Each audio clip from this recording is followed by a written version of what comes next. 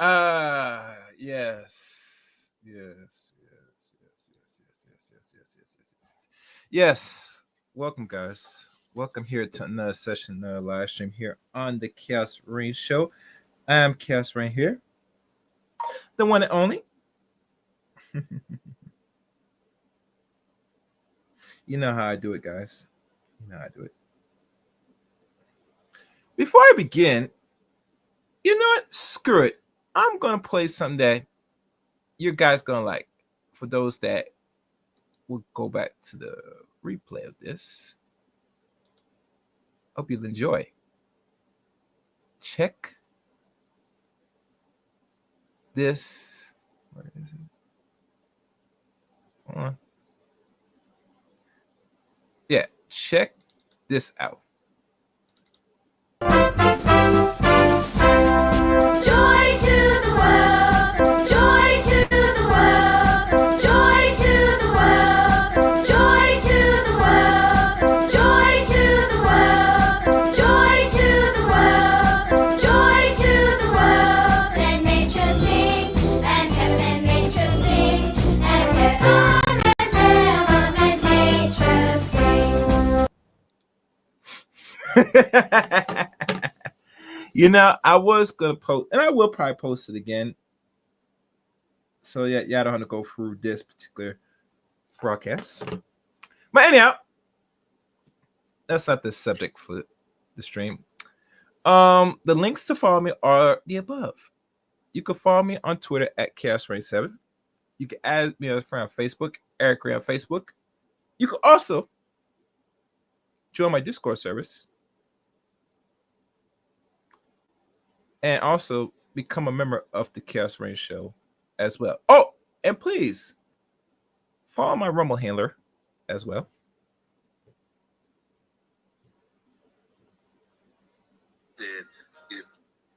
And what else I have on here? I think that's pretty much it.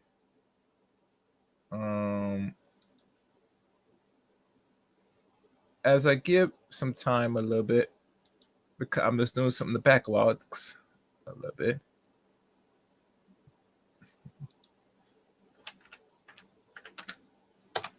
And as y'all know, I'm having so many things running in the background, and I might have to open up another device.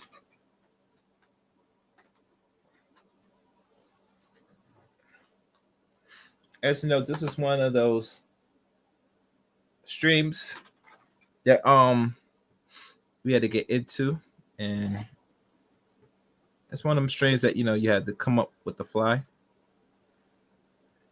But I like it. I love it. I'm a man that I'm not always calculate, but when I'm ready and I'm on point, I'm rocking. Y'all know that.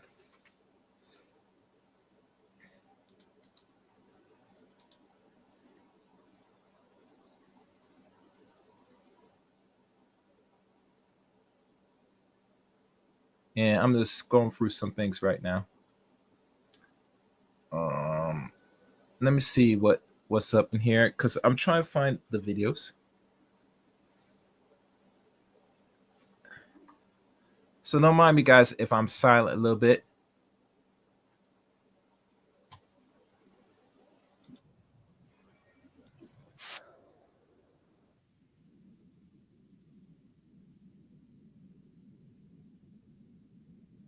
Right. So before I begin, I did post a host of videos on here. Some gotten attention, some haven't. One thing I will say this before I begin the stream. You guys got to understand, when you do content on YouTube, whether as an upload or live streams, not everything is going to get as much attention that you think it well deserves. There's some days that you're going to get some views, and there's some days you will not get some views. And the reason I'm have to reiterate this is because people think doing this is easy. That you just do video, upload video, and then people is going to flock and watch video. No, that's not the case. Especially if you're doing it on a platform like another website that it is somewhat free. But how it works is that for your videos and your live streams to get more of a better push, you're going to have to pull out your money and spend money. Now, a lot of people don't want to hear this, but I'm telling you right now, the people that make money off advertising or already got ahead of the game on this YouTube thing, they are paying advertisers to have their videos being pushed more further in the algorithm. For the people that don't know that, y'all didn't know that? Oh yes, oh yes. Nothing's for free. As you know, I've been monetized now for almost a year and a half now, and I tell you, YouTube will not always gonna recommend your videos, regardless you have special AI tools or special, how you say, I can't say programs, but I would say special websites that will help give you guides on how to push your product, which is your content. How this thing works is you're gonna have to spend money and pay to play. That's how it's always been. That's how always it goes. But that is the hidden secret that people never tell other content creators. And I had a conversation with one of my good friends that I know that does content on here on YouTube, and he will be doing content again very soon. I can't wait for that. Can't wait for that. But to then be on the lookout for that. I will be doing that stream very soon. And I mean very soon. But if you want to know when, you're going to have to subscribe to the channel. So you know the deal, you know the drill. Hit that subscribe button, hit that notification bell for uploads and live streams here on the Chaos Money Show. Oh my goodness. These women get out of control. How is this woman so big as hell saying that she's looking for a provider male and she's too big? See, one thing with women that I've noticed, gentlemen, and this has to relation. This is in relations to Melyssa Ford because she is the talk of the town. That a lot of them think they could just sit there, waste their precious years, be out in these streets, for the streets, sucking and screwing any men, lots of men, many men, and think that when they're ready for what they consider a provider male, he's just gonna pop out of the ocean, right? It don't go like that.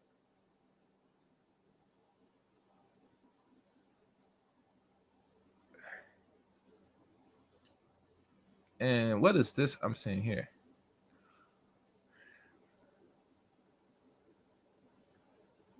Yeah. Anybody want to see that? So don't be fooled, guys. And I'm just checking all my notifications before I begin. I'm just checking some things right now. I probably will not share that because this guy just covered it right now. So, all right. I am checking some things right now.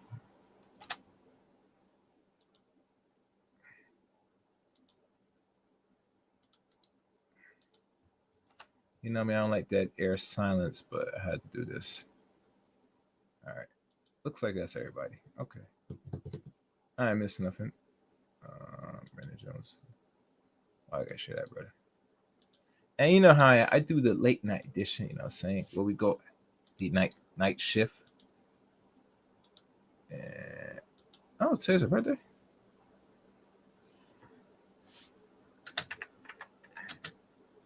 I didn't know she was a Capricorn.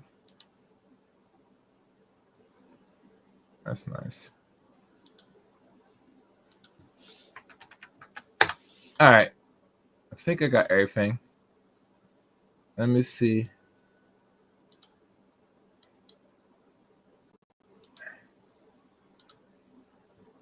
Oh, it looks like let me check how much time we have on here.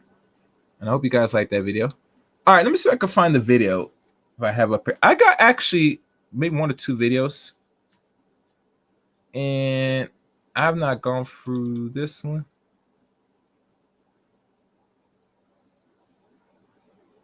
And I'm going to, matter of fact, as I'm running this video, I'm going to try to search for it. Oh, I forgot one person. Oh, yeah.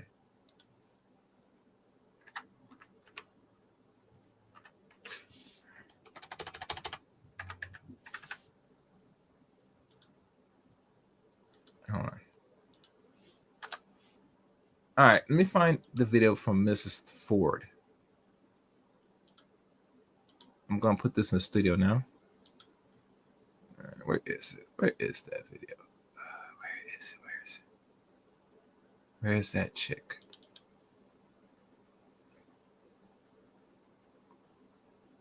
I know I had it.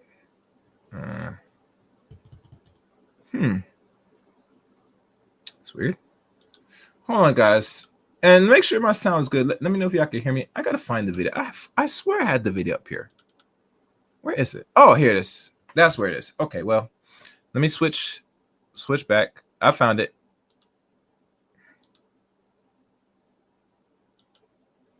All right.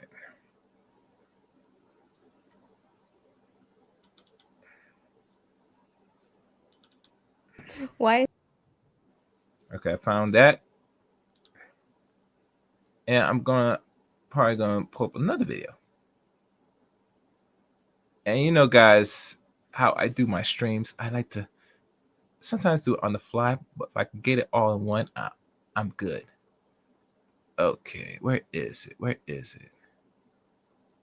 Generate live stream. Try to remember. Oh, now I know where it is. Solutions.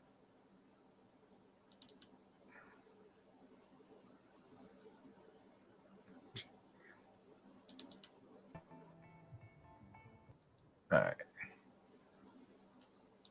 All right. So look, I got all my videos up. Well, enough videos, if I do say so myself. And I'm going to be looking through different monitors. I do say so myself. All right. There you go. Okay, I can see everything. All right. Mm-hmm.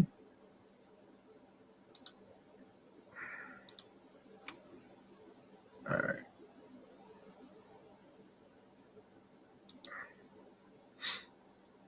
I'm just checking one last thing. Matter of fact, let me switch this.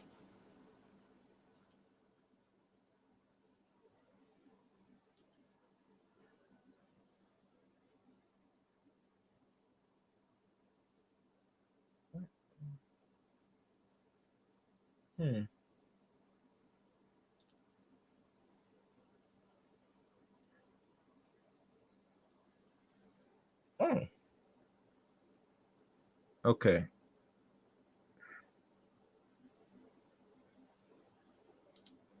Mm-hmm.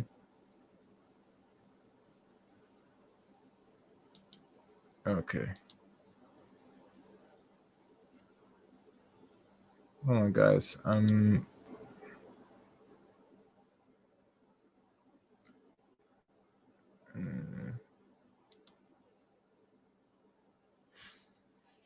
Okay.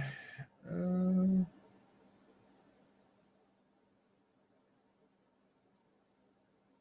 that's not good.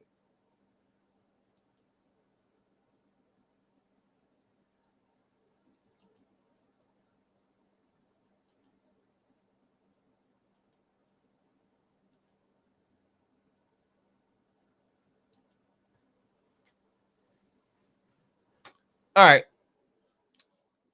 I found everything now. So what we gonna do, and I'll put the sound bites later, but right now we got what we need. We're gonna look into Melyssa Ford,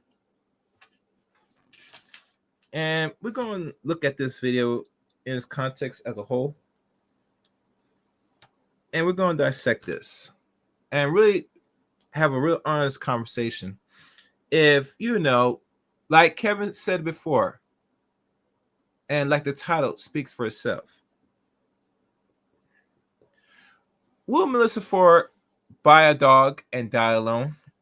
Is it optional?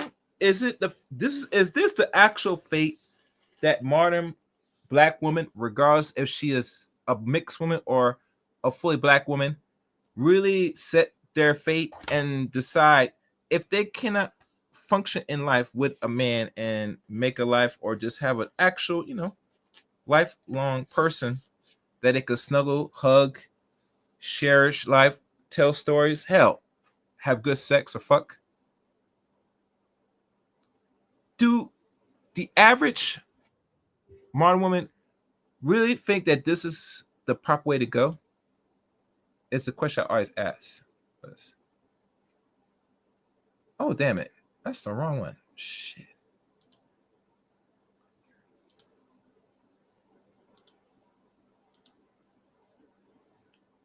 All right. But let's before we begin this, make sure you guys hit the like button and leave a comment at the end of this video as well. Okay, no further ado. I got everything set now. Let's look at this video. And one other thing, I'm gonna play another video from the one Mr. Sam was talk about this. So let's go, guys. No further ado. Fair use. Oh, hold on. Fair use and effect. Let's see how this goes. I present to you. Oh, now I remember the video. Oh, yes, I remember the video. Hold on. But you know, I'll put after this. Let's go. Fair use, fair use. Enjoy. At me so intently. Like, she stares at me like, I love you. I can't breathe without you, or I'm plotting your fucking murder. Come here, mommy. Come on. Good girl. Check 1, 2, 3, 4, 5. Now, I'm going to fast forward. Come on, see it with a little dog. It's already starting out bad already. Let's go. Why would I want to date such a weak bitch? I was almost raped. No. Child. What's up, everybody? Welcome to another episode of Hot and Bothered with Melyssa Ford. Thank you so much for joining me. Whether you are commuting to or from work, or you've already gotten home and you are chilling with a glass of wine, or you're settling into your nighttime routine, I want you guys to just settle in and chill out with me, because we're going to have a heart-to-heart like we've never had before. So if you guys don't mind, I'm going to pour myself a glass of wine. This is the good stuff. Now consider. Now, one thing I will say this, that I've noticed with a modern woman, and you might notice this as well, right? These women got a serious drinking problem. Like a really serious drinking problem. A serious drinking problem, right?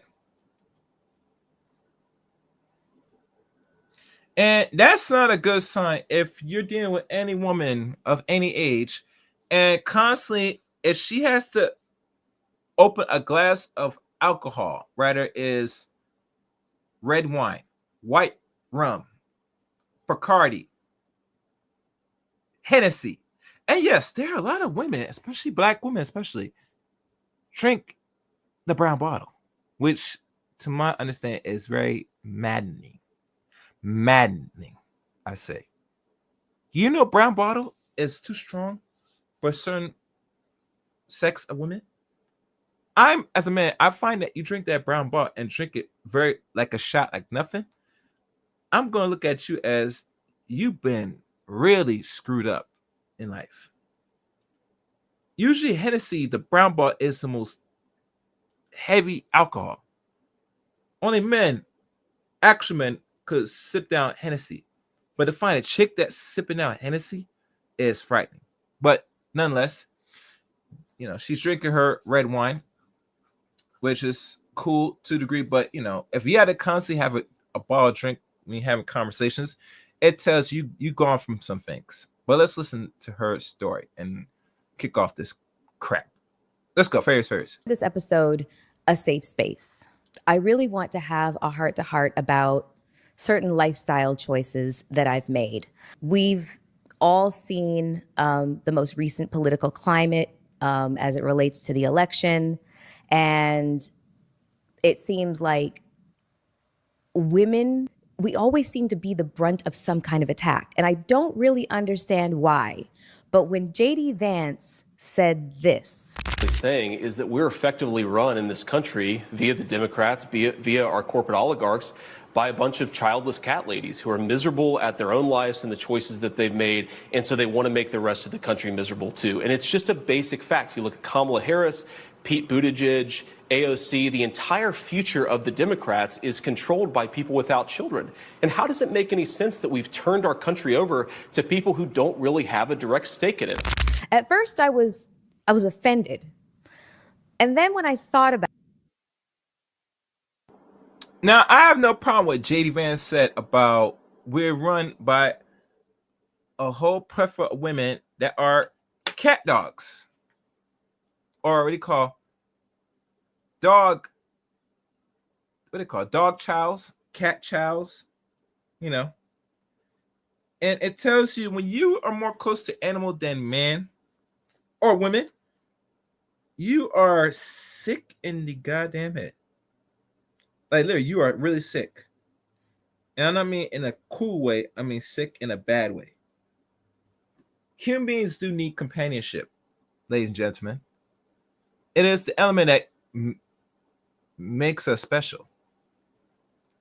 But in this society that trains individualism, and let's be honest, being, you know, dealing with the same sex, you're going to create women like this that you see on the screen and many more that want to just go about life. And I find it weird when they talk about their introverts and all this nonsense. No, it's another indication that you're a weirdo. Because there are labels for men that, let's be honest, I don't want to say, but we gotta keep real. That if they move the way like women move, they are not looked at anything of respectfulness or anything of someone to take seriously in society. Personally, most societies will outcast and cast out and try to avoid men that are in direction where they want to be like and act like serious introverts, you know, have pure pets, and they want nothing to do with the opposite sex. God knows they were dealing with someone the same sex, but that's another story. There's no place for that. But with women, it's all cool. Now, this only applies in America, but outside America, no, that's not cool. Especially in a society that really conditions people that you need each other to not only survive, but to also function. So keep that in mind. All right. But yeah, what JD Vance said, he's not lying. Let's go. Paris. At it, I really just had to laugh because never been married, childless cat ladies. Honestly, that sounds like a dream come true to me. I don't know. Like solitude, my own choices, and animals that love me. Oh my God, somebody, call the cops. This sounds awful. But anyways, I know that I'm not the only one that felt that their life choices were put under attack. So this episode is called I Am 48, I Am Child Free, and I've never been married. And guess what? That's okay. I never made it down the aisle, but I have been engaged in the past. How many engagements? I would say 2.5. Let's start with the 0.5 since that was the first one. I was involved with a man who loved me. He was good looking, he was tall, he was charismatic, gregarious. Everybody loved him. My mom loved him, my sister loved him, my niece loved him, my friends loved him. Everybody loved him. But there was something inside of me that just said, this is not perfect. It's the furthest thing from perfect. He would say things like, nobody's ever going to love you the way that I love you. And I believed him. I wrestled with this internal sense of guilt. I wrestled with the guilt of honestly wanting to be free, honestly wanting to live my life and to date.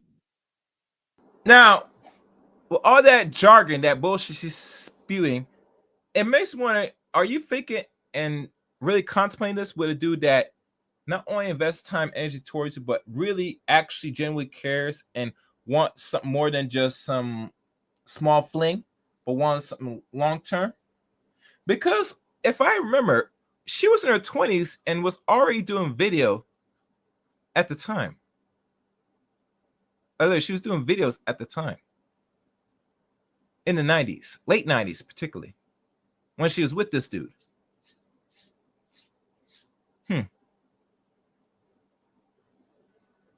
That made you decide and move the way you do in regards of this one man that actually wanted to marry you. But she gonna tell more of her story. Listen in. eat and to experience other men and to experience other things and other places. I just wanted to live my life. I had moved to New York from Toronto, a totally different country, with $25, 2 suitcases, and a one-way ticket. I didn't have permission from my country to leave. I didn't have permission from this country to be here. And I was making things happen for myself at a very, very rapid pace. And so Now, what she mean by she was making things happen, that means she was out there not only being in them streets and using that mouth, using that wop to good use. She was just, having that loose life. And I see my boy Shatter in the building. So this one will go to Shatter. Call line open.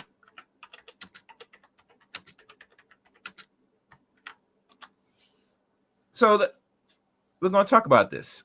All right, let's keep going. Let's hear more of her so-called about her lustful ratchet story, how she was in these streets. Let's go. to find myself inside of a relationship that felt so stifling at this very young age and not having the vocabulary to speak up for myself and articulate that somebody who loves you would not say those things to you.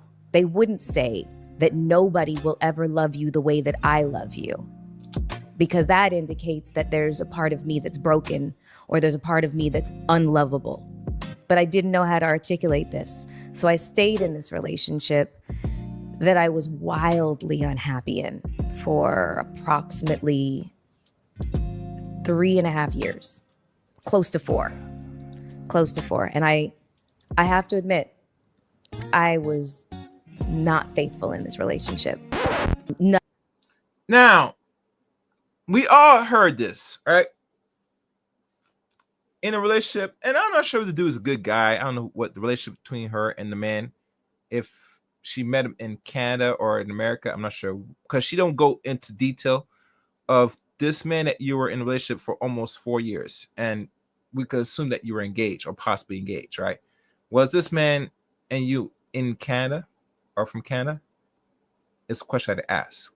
But like I said, we will never know, because see, that's one thing you can at least add that to it, because she ain't kissing and telling.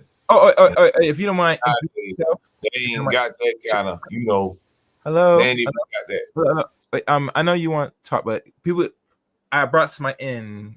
Introduce yourself so people know, because they could come for the replay and the one who knows talking. Yeah, man. Hey, man, you already know, man. It's Shatter, man. Hey, man, look, I'm telling you, off the top, what she's talking about, what she said earlier, right? And to that point, the fact that she didn't say, whatever the situation was, that right there, at least that's, to me, a little bit better than some of these, because they kiss and tell, like, you know what I mean? Like, it ain't nothing, a name ain't nothing for them to drop. Superhead made a whole career out of it, right? She wrote a book of it. Yeah, right? Yeah. So, I'm just looking at it from what you already played, but, that's one of my the things I was thinking in my head, like, oh, okay, well, at least she didn't expose who she was fucking with. Yeah.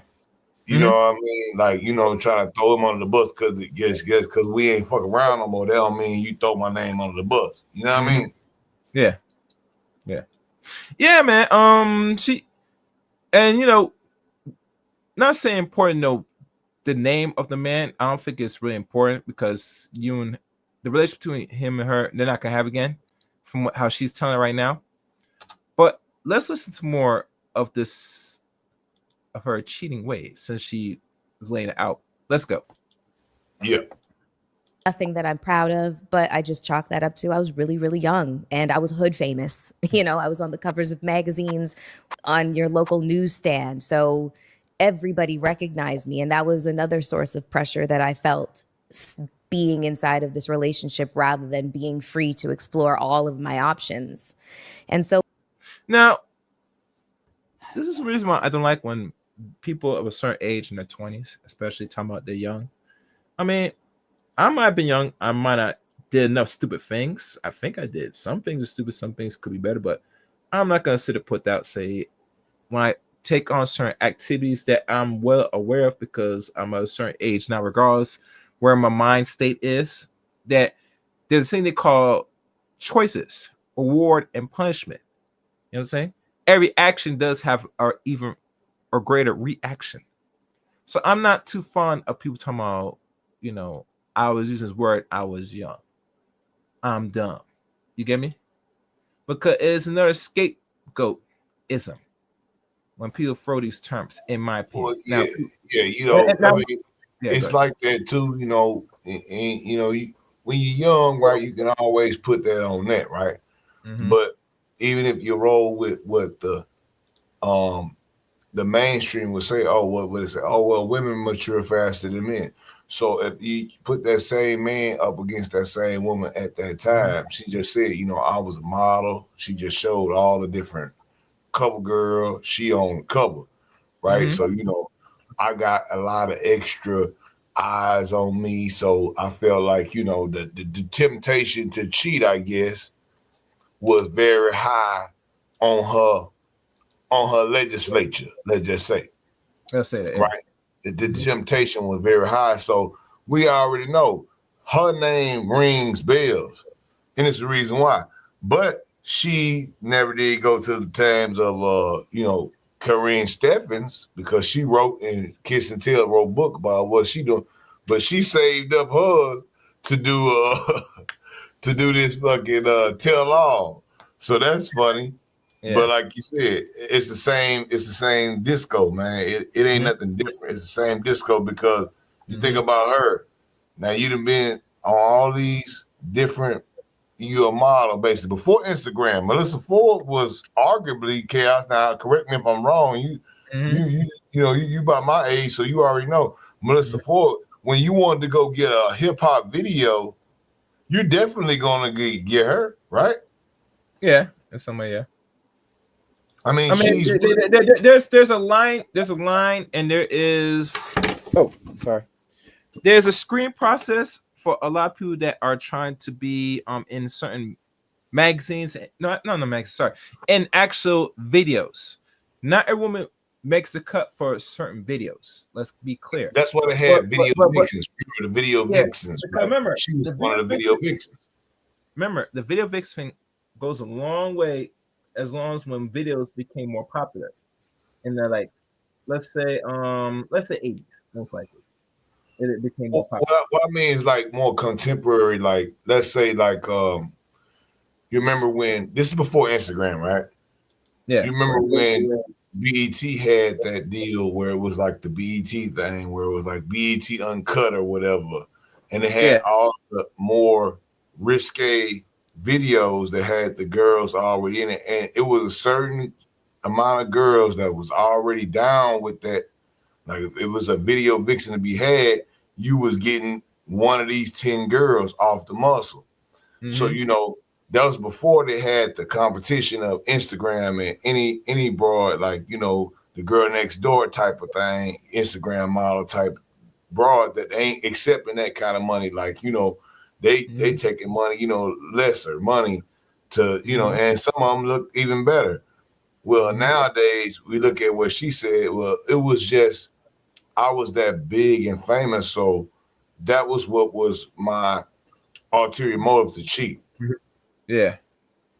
Well, you already know, what it was. You knew what time it was. So if that was the case, then you shouldn't expect the man at the same time to stay faithful either.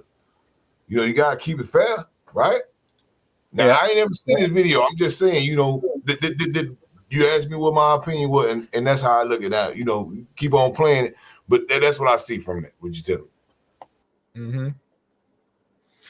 me? Remember, if I could name the few video models of the late 90s going to 2000s, roughly 2000s, let's be honest, the ones that were more popular, she would be like one of the lists, including what they call Karen Stevens, but she came out same time as what they call Melyssa, because Melyssa's like 2 years older than Corinne, so they all came out in late 90s, so That makes sense. All right, let me keep going. Phase. One day, I was going through some drawers, folding laundry, placing clothes, in the drawers and such, and I found it. I found a box, and when I saw it, I said, "Please, God, don't let this be what I think it is." And I opened the box, and there it was. It was a ring, and the only thing that I could think was that it was an engagement ring. It sure as hell was not a promise ring. We were way beyond that. We were not in high school. I was not wearing this boy's varsity jacket. This was an engagement ring.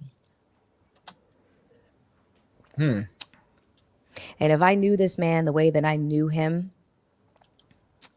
that proposal was going to be very public. And that terrified me. I didn't want to have to say no in front of our friends and family and publicly humiliate him. He did not deserve that, but I also could not see myself saying yes in front of everybody just to save face, and then later on have to break it to him like that this is not something that I was going to be able to go forward with. So what I did instead was I packed up all my belongings while he was out of town and put them in storage and flew back to Canada. And then I had the conversation about us breaking up over the phone. I know what you're probably thinking as well. Yo, Melyssa, that's fucked up. I know. It took years for me to make peace with this decision. I have self-flagellated over this decision. I have beaten myself up every way to Sunday that you possibly can. I tried to reconcile with him at one point, which was a big mistake. Yeah, you could tell that when a chick like this is sitting there taking sips, she know in that moment and instant you fucked up. And mind you guys, this is not gonna be this. I'm not gonna cuss much. I'm gonna refrain as much as possible. But as you know, you guys keep it clean. The wine, you guys got to support channel because as you know, you will not see nothing rolling on this video today. But go ahead. Look, the wine. Well, I was saying, yeah, you're right. She's sipping that wine, but she is telling the truth, at least on that part, because she just said that. You heard what she said. She said, "I liked the dude. It was cool, but I knew he was going." When she found the ring, she knew that ring meant one or two things. Say it wasn't no promise ring, it was also an engagement ring, and then he was the type of nigga that was gonna put it in front of everybody. So she didn't want to, even though she didn't want to marry him necessarily at that particular time, but she didn't want to let him put that ring on her or propose in a public way, and she denied it. Right? Yeah. She didn't want, because of the connections that she said she had with the family. They probably have mutual friends that she was saying this by her own admission. This by her own. I never seen this video. I'm just breaking it down as it comes, right? Correct. By her own admission, she said that she didn't want to even look like that after the man then proposed to her and see all these folks that's both of their family members and that they're like, oh, y'all a great couple and this and that. But she know in the back of her mind, she already know I'm on these pages of these different magazines. Not to mention, every rapper wants me to be in his video, and I'm getting paid good, and not just to be in the video, but some other things. So she has a lot of options. So once again, the brother who was the simp in this situation, she never says his name, but at the end of the day, Chaos, she did not go all the way through with it. She left by own admission. She said she took her stuff while the man was gone and left. And most women that we know would not do that. They would, try to steal something. She didn't steal nothing from the man.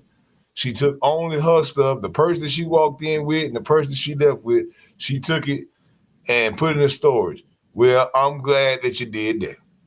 As a nigga, like, okay, if you're gonna do it like that, that's not a good thing, but at least you didn't try to attack me or lie and say something to the police or, get me arrested on some bullshit or run my name out there in the street and write a book like Kareem Stephens. She might not, she be a no good bitch, but, rather be that than the other way. But, that's a great video. I've never said shit. She look like she's doing a tell all. I can't detect too much lying. I know she lying about some stuff, but she never says the guy's name. So even then, well, she does not need to. We don't care. All knows that this is her confessions from a street vixen, a street thought.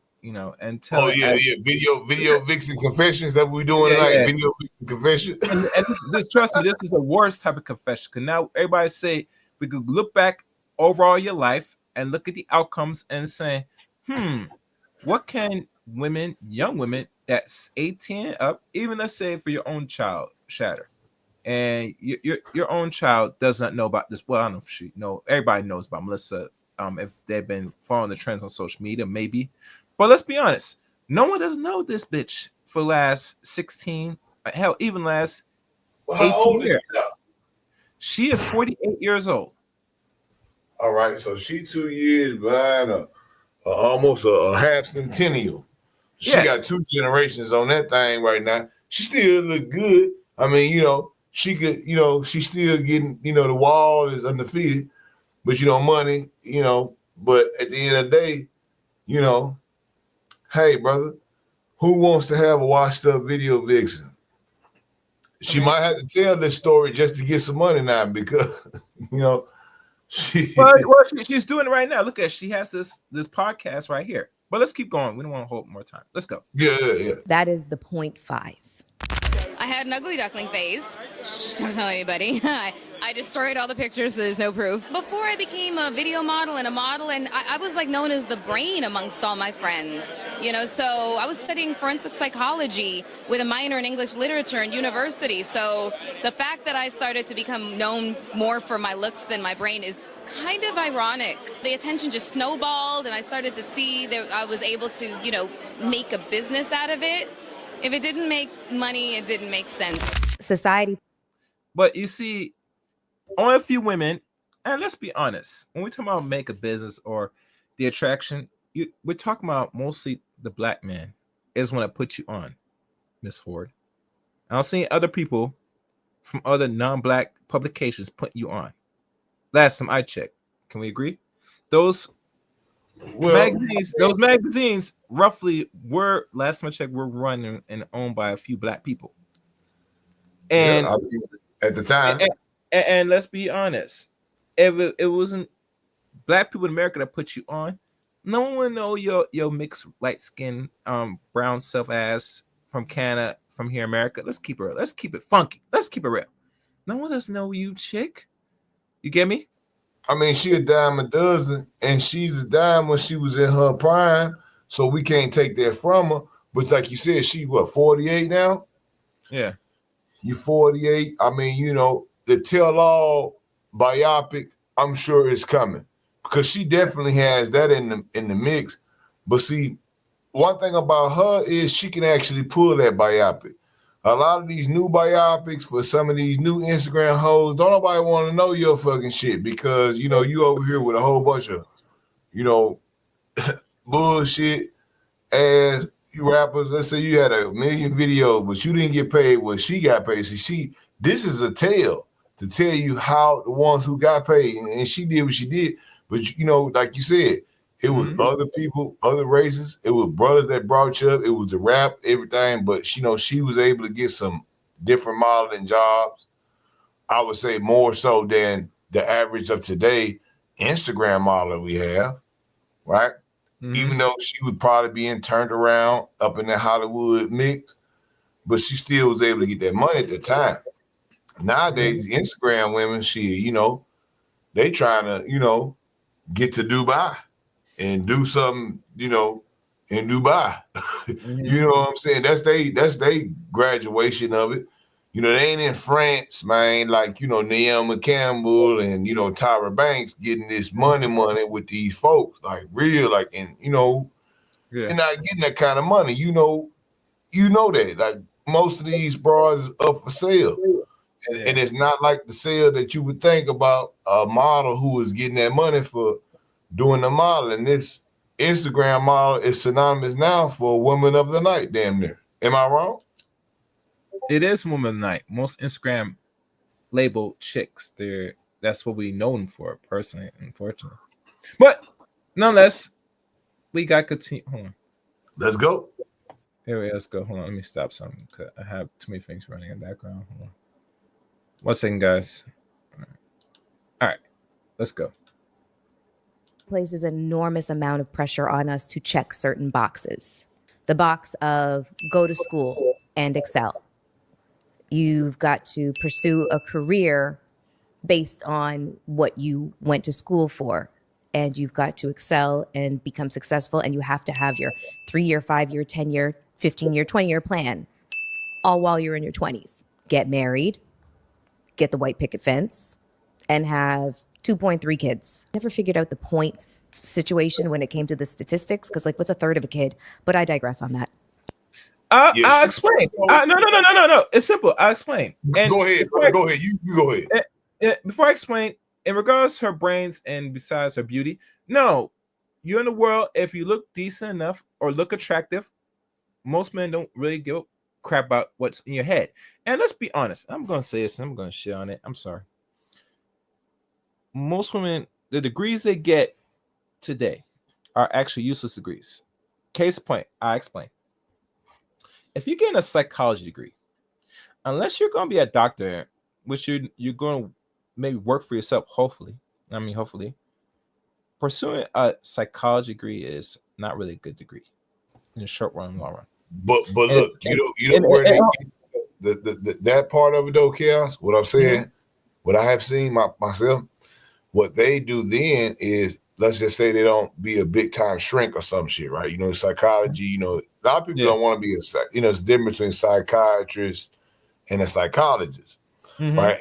But then at the same time, you get that sociology degree, you get that psychology degree, you can also go into the school, right? And then what do? They're social workers. And then, you know, if you're not in the school, what is the next best thing in the corporate life? In the corporate life is HR, because it's psychology. So they're in HR. So for those women, there are jobs that we obviously see that they are mostly populated by women. But when you talk about psychology, like, okay, yeah, that. But like when you talk about liberal arts degrees, like if you take a liberal art, it's different if you take a liberal arts degree and you're an artist and you're in LA. So you came up in LA, you went to UCLA or you went to USC or it's a million colleges out there, right? And you're just a big time artist. When you come out of there, typically, if you in the alumni or you was to serve in the pledge in whatever they situation is, when you get out of there, it's certain places in the area, Chaos, that's gonna hire you, right? So that's out there. You know, you got Disney, you got Universal, you got all these people. You're there for that. But if you're in Timbuktu, Kentucky, right, and you go to University of Kentucky, and you take a liberal arts, as a black woman, take a liberal arts degree, you know, it's possible that that degree could be worthless. You'll still be degreed up in it, but that degree could be worthless because that's a 1-horse, 2-horse city, town, county, whatever you want to say. In LA is different. Everybody, you know, they get a chance because it's that type of deal. Psychology, okay, yeah, they can roll. But when you're talking about, like, name another liberal art, like philosophy. Well, to shorten this up, because I just want to bring this up. I'm not really give a crap. All I say is I look at a psychology degree today as worthless, in my opinion. Now, most people think that it might not be worthless. It might be something that's better than nothing. And let's be honest, most women say when they go to school or they either attend a 4-year university and maybe finish, and I say maybe finish, they're not getting degrees that are what the world unfortunately needs. Now, I'm not saying that we don't need more psychologists. We need people that are in fields that make sense, that requires necessity the world could use. You get me? Talking like in STEM, like in STEM, right?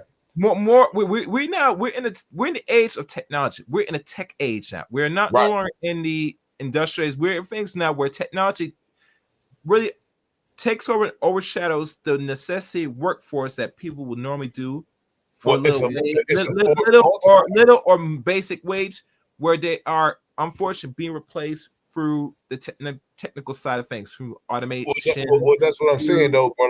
Like the force multiplier. Yeah. Right. When you talk about force multiplier, that's a force multiplier. So if you're an engineer, let's say you're taking a STEM, right? Versus taking a liberal.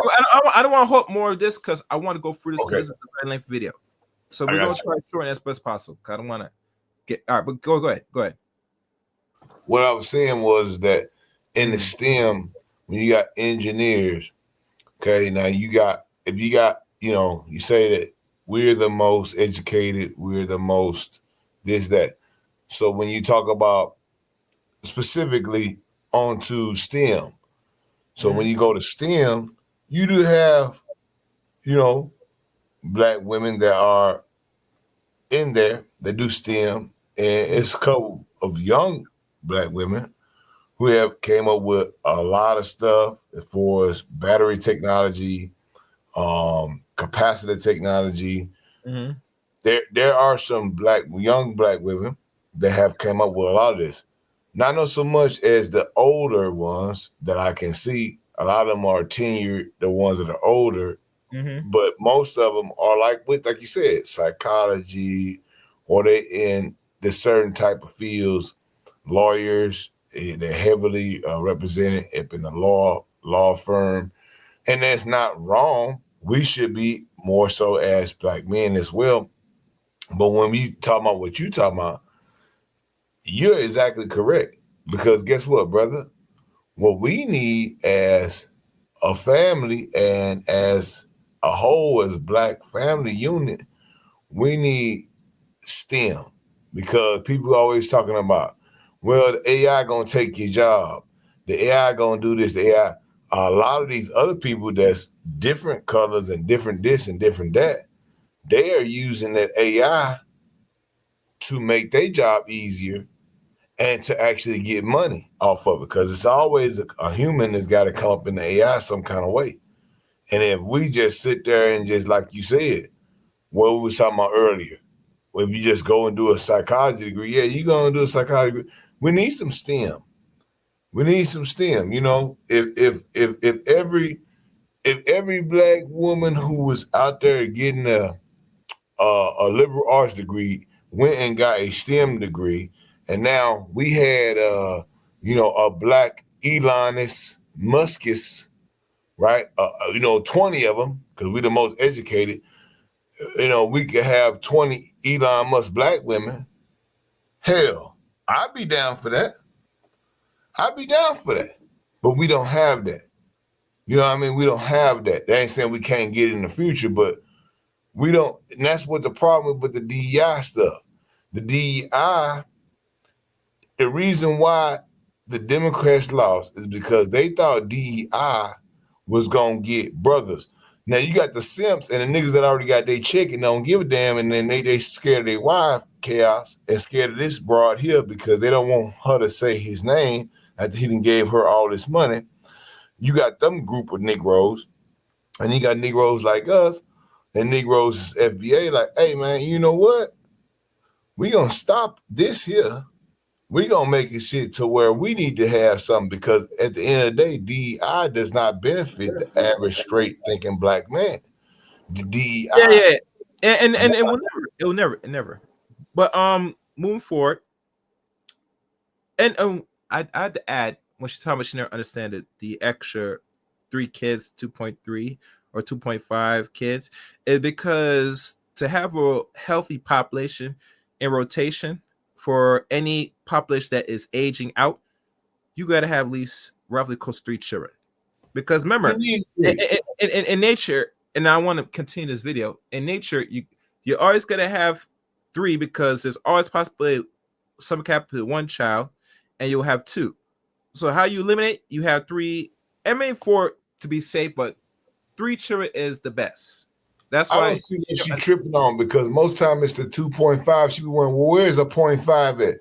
How many times you had a 0.5 when you aborted that kid that wasn't your motherfucking husband kid? That was a 0.5. And then the other 0.5 was when you was fucking with somebody and that wasn't even that nigga baby, and then you let that nigga raise that child like it was yours. That was a 0.5. So it's a maybe baby. How many maybe babies we got out here? 1 million. So, bitch, stop acting like it wasn't no 2.5. We know what it is. You feel me? All right. Okay, we could look at it. All right, let's keep going. Kind of want to hold up for the crowd. Y'all know what it is. Make sure you like, comment, and subscribe to the channel. Fair use. The problem with the boxes is that we never check in with ourselves. It is never, ever, ever our first thought as to, well, what is it that I actually want? I am now, welcoming into my circle a lot of women who checked all those boxes. And for all intents and purposes, a lot of the stuff really actually did not work out. Yes, they ended up with the children, but they ended up in sometimes a loveless, sometimes an abusive, and sometimes a marriage of convenience. Sometimes they didn't even get the marriage. They just got the kids, and they inherited a whole lot of struggle and strife. And it's not to say that their choices are better or worse than the choices that I made. These are just choices. But for us women, I feel like our choices oftentimes have never really, really belonged to us. And when we have tried to exert our sense of independence, we are shamed for it. At this point, let me go on to the second engagement. So I'm 28 years old, and I have left the previous relationship, the 0.5, and I have met this man who... Now, before the sexual music comes into play, and before she go into the man that she really want to make a life, allegedly, and 28, that was now 20 going on 21 years ago. For people that don't know, that's back in 2004. So y'all do the math. Let's listen to her confessions. Yeah, she still remember that one. Confess your sins, my darling. You know what I'm saying? To the man that you engage in throat goat activities. Fair use. The minute I saw him, I knew I was going to be with him. He just was it. I don't know how to describe it. And the second I heard his voice, I said, I'm going to marry this man. I don't know what it was. Like, he had this Louisiana drawl. It's my favorite Southern accent. He was huge, like 6'1", 246 pounds of hulking muscle. He had skin the color of like red clay. He had this thick neck, big round head. He had this crooked tooth that drove me wild. His flaws were like manna from heaven for me. And I loved his dirty draws, and I could just sleep in his armpit right after he'd played a game of like pickup basketball. That is how much I loved this man. And our courtship was a whirlwind. He wined and dined me. He bought me lovely, lovely gifts. I'd wake up to those baby blue Tiffany boxes just laid on the pillow right next to me. We could go to my favorite store, and as long as I put on a little fashion show for him, everything I wanted I could get. But when I say that the gifts really mattered nothing to me. It was this man. He was the gift to me. Lies. That's just the fact. And we were 6 months into our relationship when the first sign of trouble appeared. I was in Denver for All-Star Weekend, and I was working for BET at the time. Always so I had a lot of All-Star responsibilities. I had to make a lot of appearances. Wait, hold on. I gotta wind back that. Let me see that. It's always All-Star Weekend. She said the first trip into Auburn was when she went to Colorado for All-Star Weekend. It's always All-Star Weekend, Kel. No, I'm looking at a picture. Hold up, is that her for All-Star Weekend? Man, good Lord. I believe so. I mean, damn, baby, use your mouth to good use, as you could tell. Oh, she ready, boy. She got a zebra. What is that? A zebra? I can't tell. Look like they didn't put some Pink Whitney in her drink. I don't know what the hell she drank. It is something to this chick. I don't know what it is. Anyhow, let me keep playing. So I had a lot of responsibilities. I had to make a lot of appearances. I had to interview a lot of people. And a lot of those people were athletes. And he was back home.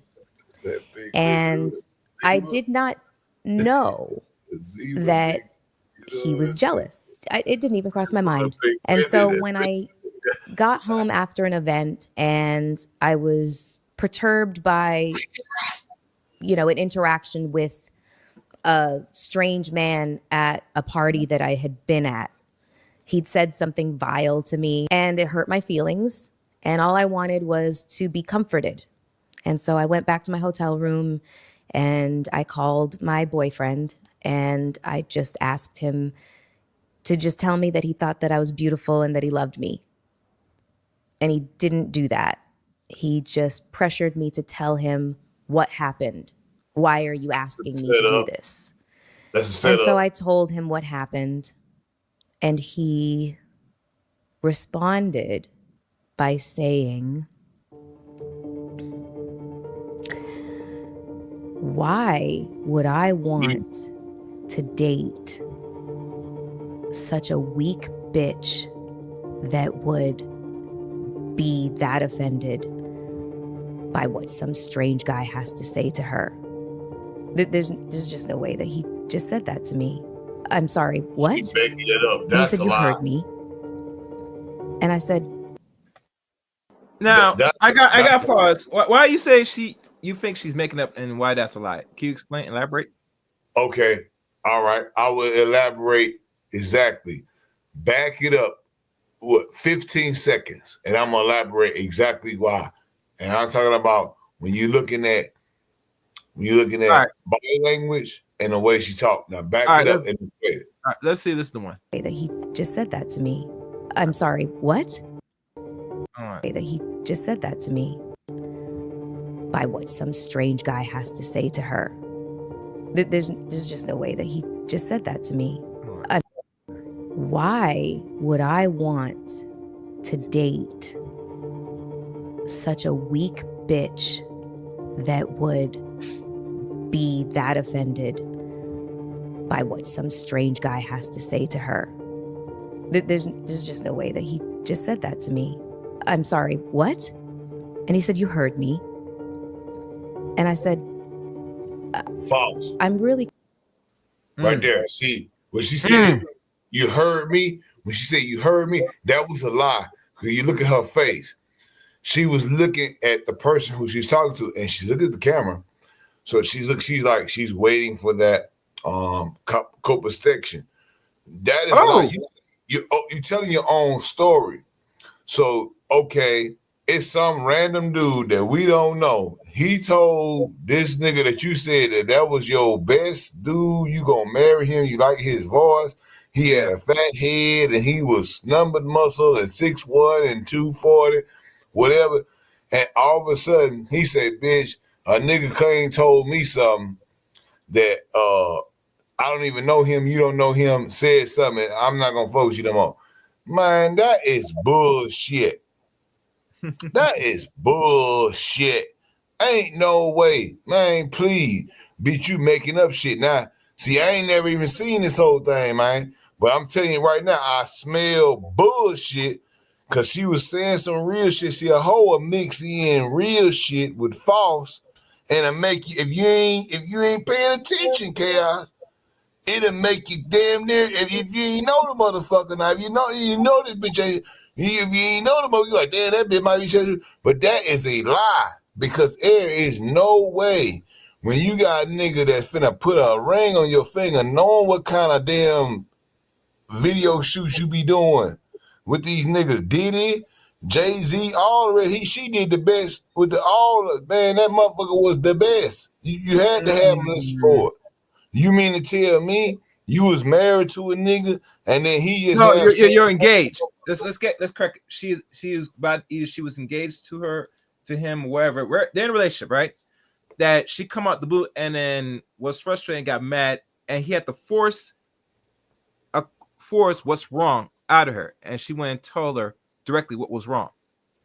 Right, but you already want to fuck with these niggas. See what I'm talking about, Chaos? And you already fucking them like glitter. Yeah, she already was fucking with him. So the dude, and she's doing this because in her soul, she's trying to make it right. And that's what the lie come in. I gotta look at the face. When you saying a nigga, this is the main reason why you left this dude, is because no. Keep listening. She's gonna explain. That's not what made the end of the relationship. Let's keep playing. All right. Let's keep playing.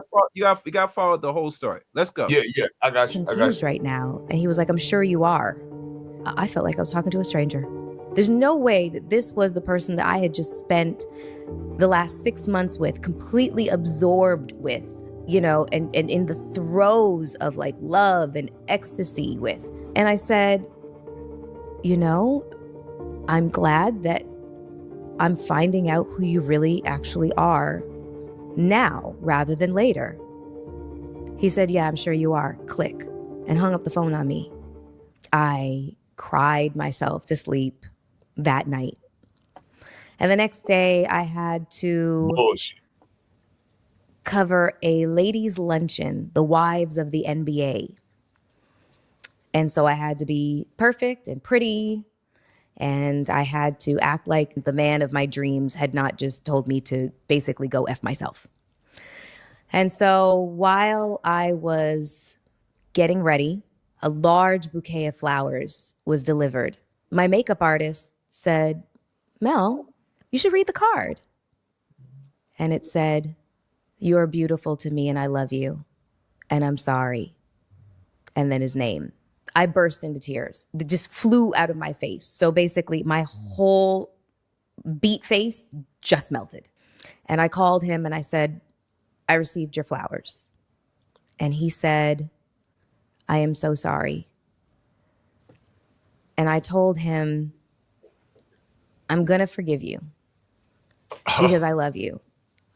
But you can't ever speak to me like that ever again. He's like, I promise I won't. So whenever people wonder, how do people end up in abusive relationships? And that's not abuse. That is simp ammunition. She is sitting there. That is simp ammunition, brother.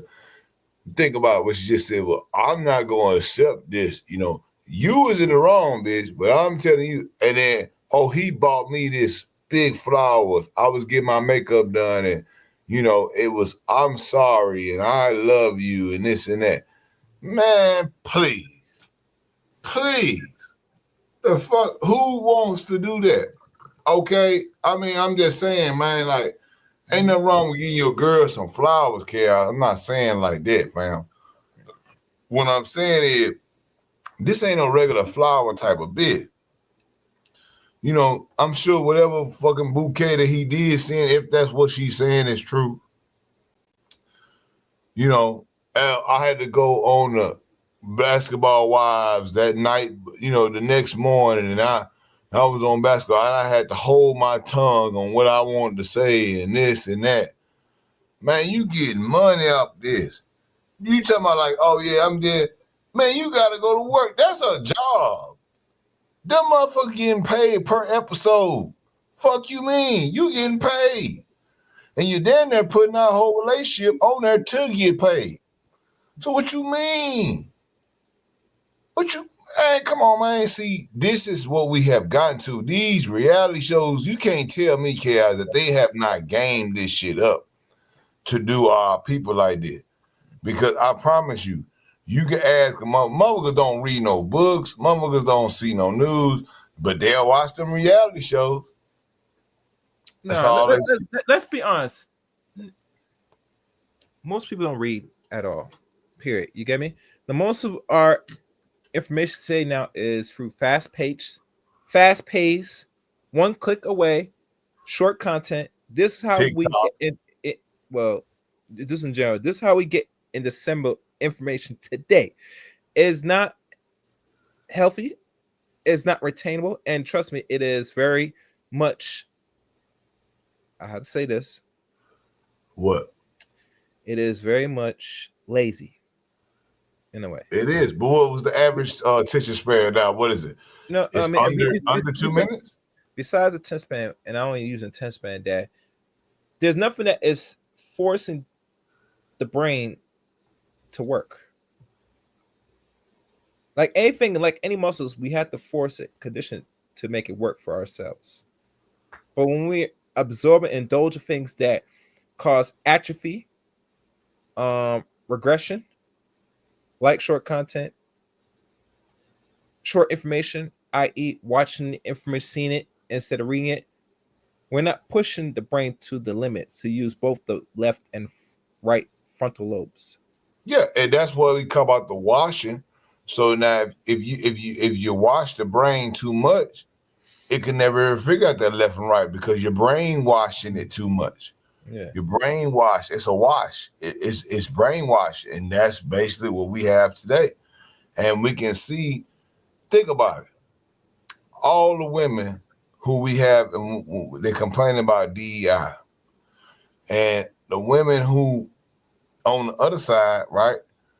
Who they don't like, obviously, from other diasporas and other races or whatever. There's women that are in that position. They don't go number one against their man when they in that position. They gonna roll with it and they gonna go hard. They gonna go hard for their man. If they don't say nothing, they ain't gonna say nothing against it. But then you got our people get mad at cooking with Kaya because she wanna cook for a nigga. That ain't hurting you. You ain't buying the food. Yeah. You don't want to cook for your dude, and that's just what it is. Well, it is what it is. But you got a whole bunch of women that get this woman channel took off the internet.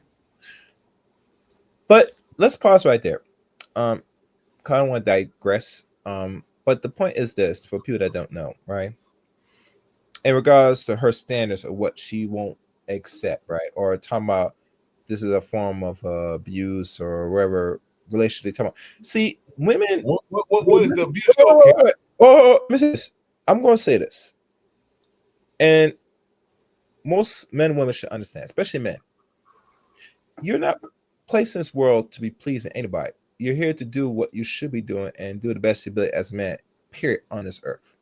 That's right. If a woman's holding some little either realistic or unrealistic standard that really she's not in no. Unfortunately, damn man, I'm slipping the words. In a position like. Regardless, she is not. She has nowhere leg stand to tell you, demand you anything as a man. Period. And I'm gonna tell you why. This is why, and this is just me. When we talk about certain racial groups of men, and we talk about black women, and most black men still deal with, maybe have sex wherever with black women. Black women create a standard that you are abiding by her standards, and that's where you lose. You get me? Most of them, they talk about what they don't accept, they will accept. If they're not accepting to you as a black man, they accept to the next black man, or they're going to lower the standards to other groups of men. They have no fucking leg stand about what stand they're going to line up right now, from what I'm seeing. Period. You get me? They don't respect the group man and then give the man what they want and playing their goddamn role. That's why the DEI stuff does not actuary with black men, the real black men now, not the ones that's simped out, not the ones that say, you know, they moneyed out, they old, they got their pensions, they don't give a damn. They're gonna let the bitch run them. But for the younger brothers, you know what I'm saying, we ain't with that. We not finna go with that. And the DEI stuff does not benefit us. The DEI may benefit the alphabet people. It may benefit, the women of our crew, of our, the persons of color, as they try to lump us in with everybody. But it doesn't, the FBA, free thinking, straight black man, DEI, and you can call me if I'm wrong. What does DEI do for the free, straight thinking black man? It does nothing. But like I said, I don't really want to go too far into that. Let's continue on, because run the video. Run the video. We're gonna continue on. Fair use, guys. Why do you stay? The reasons are aplenty, but I will start by saying that is not the way that it begins. It begins with love bombing. It begins with flowers, candy, gifts, and the wonderful sex, and the cuddles, and the... Yeah, because you love the sex, baby. You know when your back has been blown real nice, and I do put some deep dick down, ball sleep in you, and then make you suck all balls deep in your throat. Baby, stop it. Let me tell you something. I hear too much of this garbage about love bomb. No, chick, you're going to do what this man tells you what the hell to do. And if you feel any way, he's going to sit there, give you some little stupid flies, say, I apologize, all this bullshit. But at the end of the day, you're going to sit there, you love his dirty jars. You're going to stay around or go. One or the other. She could play. When I hear people say love Bobby, I think that shit is a whole misnomer in itself. You know why? Why? Because I'm going to tell you something like this here.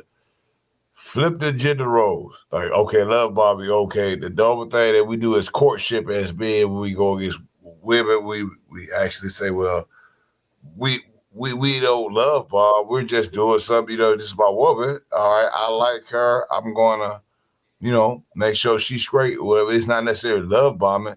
She just said she loved the way the man threw the damn flowers at her.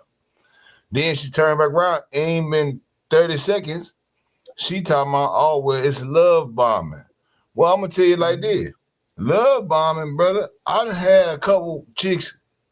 If you use her definition of it, I'm not using hers, but I'm just saying, let's just go with her definition. The love bombing. A woman that's love bombing me, she taking me out to dinner, she buying everything, buying the drinks, we going on vacation, she buying shit for me. I don't want no flowers, but she gonna know what, a nigga, we got brought it gonna, allegedly what she's talking about with love bomb, she might, do some other thing, whatever that you into, whatever you like, she gonna buy you that, or she gonna do something where either put some money in your pocket, or she, hey, look, I'm gonna do a vacation.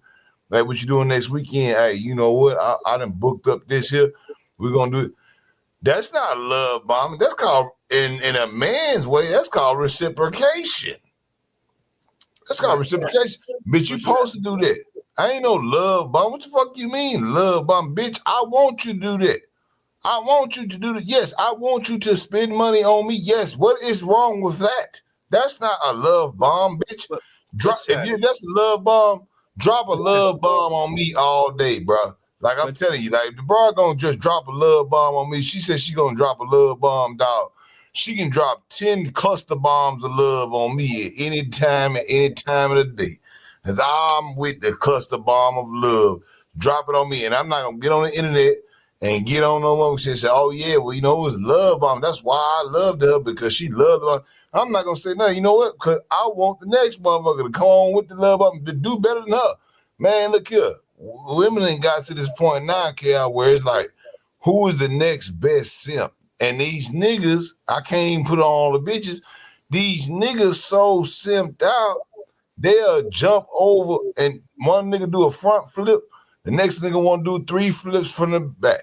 The next nigga want to do front flip from the front. It's just like, okay, I'm going to give you all this money, bitch, and I'm going, like she just said, oh, well, I don't want no love bombing, but I like flowers.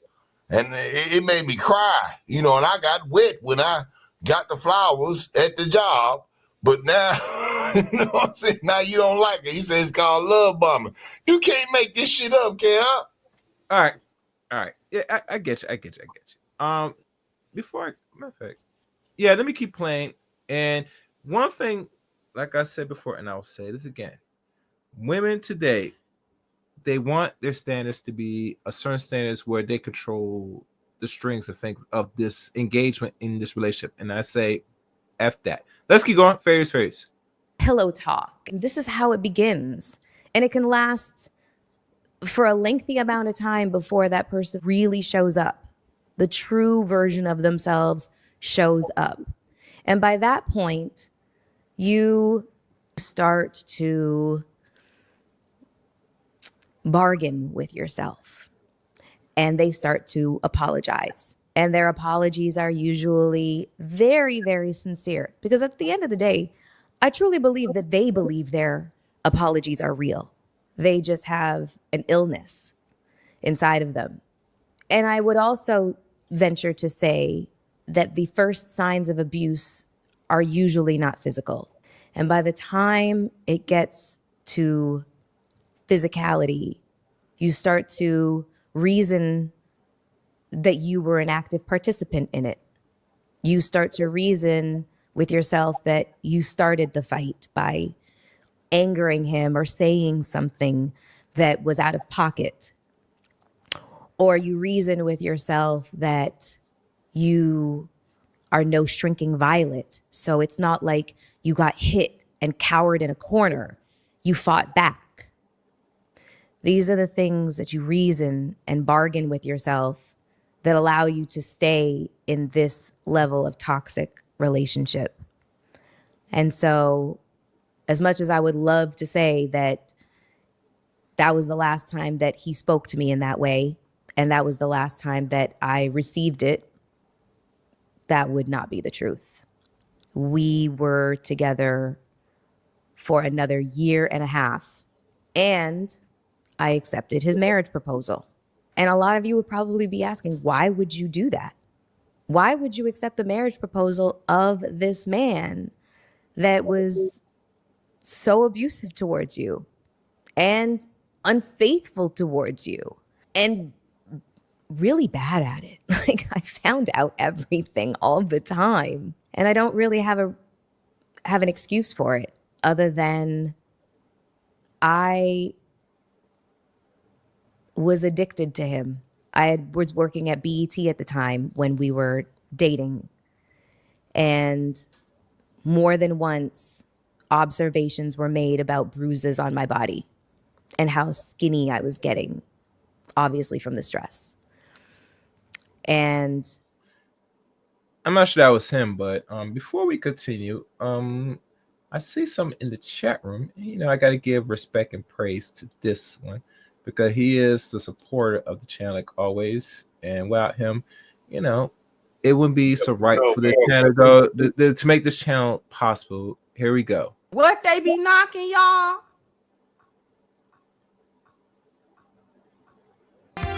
The sonic rings up out of it, and you.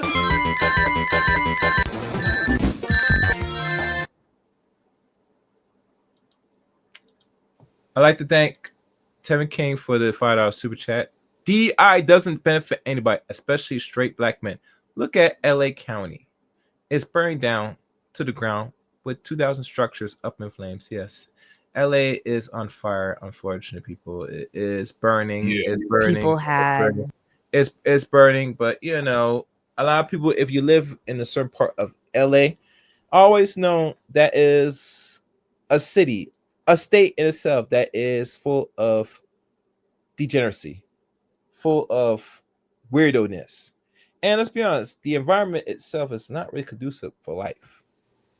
And Well, I'm not shitting on it. I'm just keeping it real. And mind you, Tevin, I hope you're safe down there. 'Cause I know you're in California, so I hope you're doing all right where you're at. Tevin. I hope you didn't get caught in the crossfires of the fire that's going on there.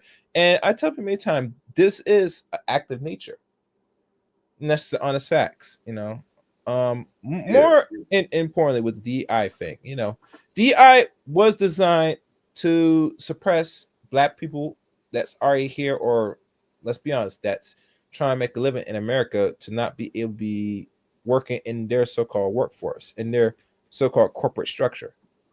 I prefer that we have our own corporate structure, but you know how black people are today. Is we like to work for others, and we're proud of it, unfortunately. So obviously they will play and run these games on our people more and more, and keep denying us employment and control the infrastructure where we don't able to employ ourselves enough where we are competing. So that's the environment we're in. And let's be honest, when we talk about DEI, it's really designed personally to hire more women so they could be the next ones to take advantage and abuse the men of actual means of power, so they don't get no employment.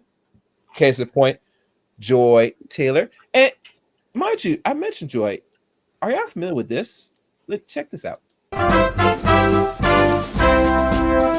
to the world, joy to the world, joy to the world, joy to the world, joy to the world, joy to the world, joy to the world. Let nature sing, and heaven and nature sing, and heaven and nature sing. Voiced concern. Hey, look, I'm gonna tell you something. Now, that joy and nature scene, I'm with her. Now, here's the problem, brother. Now, had I been inside of that corporate structure and that woman said, oh, well, he made an off-color comment while you got your jugs up in my face and we just chilling, we co-workers and this and that. And if you go and say something, even if it ain't even that, it could be anything. You could say something, fly to me in the company email. I could respond back, hey, woo, woo. You, as a man, you going to get pulled into the back room. Like, hey, what did you mean when you respond? Like, you didn't see what she said to me before I sent that message back? See, once again, we bring it back to what I said earlier. When women is in charge of the damn HR, okay, even if the woman don't even want to put nothing against you, just the fact that you said something back to that message, if they all in charge of it now, if it wasn't no man, they'd be like, hold on, no, we ain't gonna fire my man because, she did hit him in his email first. So, he said something back to her. We can't just say it was just him now. We don't have that.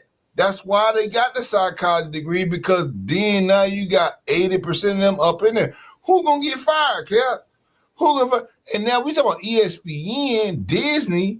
Man, look here. And we talking about motherfucking media. Look at the shit in New York that they just did. The one girl up in New York, she was like a lieutenant or a major or something. She was having sex with she was having sex with lower ranked personnel in her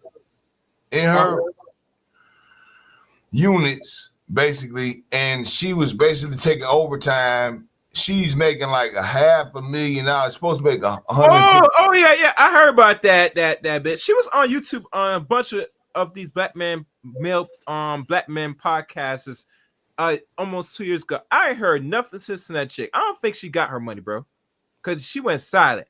They got on her ass just now because now you had the lieutenant. It was a lieutenant, I believe, from the NYPD. It was a brother.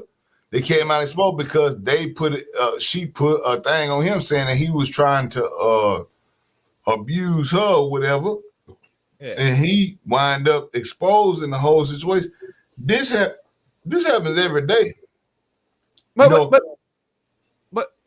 let's keep going, man. Cause I don't want to waste time. Cause I don't want to I don't want to sidetrack. I see a comment. No. But give me a second, bro, in the chat room. Farius. For me, but I just shooed them away. We tussle. It's fine. No problem. But there really was a reason for concern. I stayed through it all and accepted the marriage proposal. The final straw for me was his reaction to finding out that my mom was ill. I had gotten a phone call while I was out with him and his family, and he was acting up as per usual. And I got a phone call from my aunt telling me that my mom had been rushed to the hospital. I was in Texas. So in order for me to rush home to see my mom, I would have to leave Texas, go home to New York, pick up my passport, and then go to Canada. And when I told him what was going on, obviously I was looking for empathy and sympathy and compassion, and that was not what I got. It was on this day that I finally could see the forest for the trees. If I stayed in this relationship, in 10 years, I would have that white picket fence, and I would have the 2 kids, and I would be an abused woman, hiding her bruises and her broken bones and her scars from her family and her friends and society at large, because I was a forward-facing media personality / model. My mom's sickness was, strangely enough, a blessing in disguise. And that relationship came to an end. And that was the first full engagement. So 1.5. So that's where we are right now. Any advice for any beautiful women out there to try and make it? Any advice you have to give? Because I know it's a hard struggle. Understand that there's no shortcuts and there's a lot of sacrifices involved in this game that nobody will ever tell you. You're asking for a lot when you want to become, as visible as, some people on this carpet or for that. Yeah, exactly. The right way. It's just be careful. Be careful what you wish for. When I was 20 years old, I had this boyfriend. His name was Tony Smith. I can say his name because, you could throw a rock and hit a Tony Smith. All right, before I continue, I'm going to read your comment out, my good friend Tammy King. And he writes, Chaos My Show, I'm fine. Thanks for asking, brother. But my second job is up in flames. The air quality is not that good, and everyone is going to wear a mask. Oh, damn. Until the fire is contained. It's 6% contained. Man. Next comment. That brother from New York City also has 2 other women making 200-300K. Yeah, man. Let me tell you something. If you're in the certain field in New York, you can make money. Trust me. And I think, Tevin, your parents, you're from Jamaica, especially, you know what I'm saying? Besides California, depending on what you're doing there. If you're over here in New York, I think it will do pretty fair, depending on what you're trying, the outcomes you're trying to see, my brother. But like I said, you live in California right now, so you got to deal with where you're at right now for the time being. And like I said, hope that you're protected and safe, my brother. I know you have a brother, brother, sister, sibling. Watch them close, protect them as best as possible. And if it does get too hazardous down there in California, and this is why I always vouch. Most people, if they're living by themselves or whatever, I'm hoping that you have family members in certain parts of this country that you could always go somewhere else until things get, situated. Now, if you're by yourself, then you're going to have to deal with and make ends meet where you're at. But if you have anybody else in another state where you could just go for now, I would highly advise do so, because I see you as a man of full life, a whole lot of potential and a lot of direction. And it's sad me to see any unfortunate situation you're going through, Tevin, that you have to burden it because you have to. You get me? If you're able to go somewhere else for the time being until wherever situation is going on in California, I will advise you do so, because let's be honest, fire is no joke, brothers and sisters. When cities are in flames, that is a sign. Yeah, man. Biblical sign. That is an actual sign. When stuff goes in flames, It's like the riots. It's like the Tulsa burnings. I'm just telling you what it is. Yeah, it look, it happened here, bro. Like, you know what I'm saying? When we had our big drought down here, even in Texas, bro, like, and I didn't understand. I saw it on the news, bro, like everybody else, because the city wasn't really just getting it like that right there, right?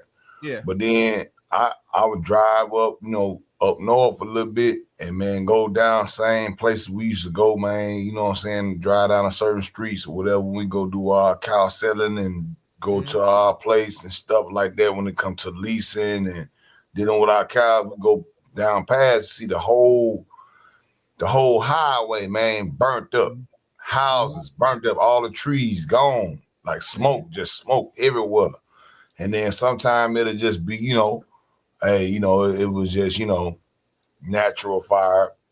And then sometimes, you know, they'll go and find out, oh, somebody, you know, was left their campfire out there too long. And, you know what I mean? The shit caught on fire, you know, not necessarily an arson, so to speak, but, you know, some negligence got people fucked up. So, you know, I can't imagine like out there, you know, it's like y'all in the ocean, man. So, you know, when that wind come, that 70 mile, that 100 mile per hour wind with that fire, man, I saw a video of dude in his house in Malibu over there on Pacifico Highway.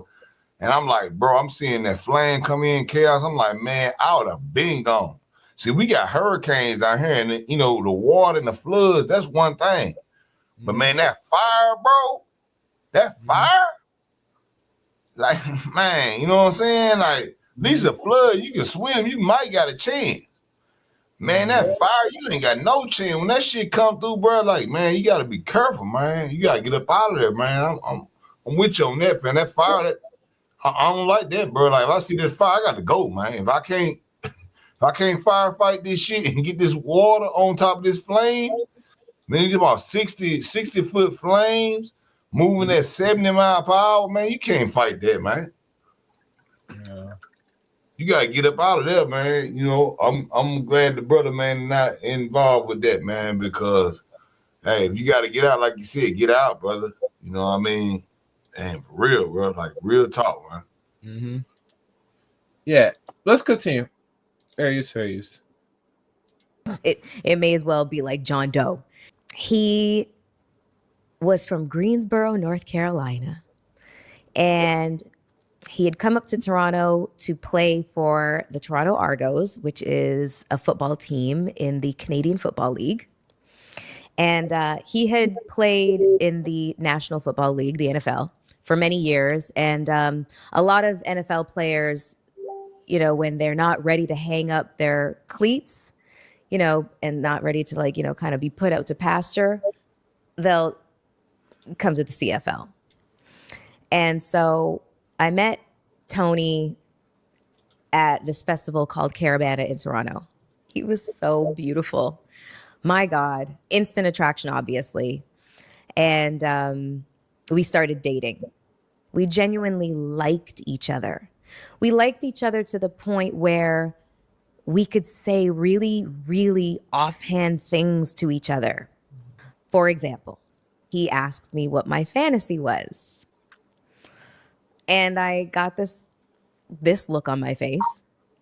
And I said, well, a fantasy would be, I guess, a menage with me and you and somebody else. And he was like, another woman? I said, no, with another guy. And he was like, really? He was like, do you have an idea as to who this guy is? I said, yeah. He's like, really? You have to tell me. I said, it's your best friend. And I expected him to maybe slap me, I don't know what. But he threw his head back and roared with laughter. And I was like, wow, that was not the response I was expecting. And he said, do you want me to make that happen?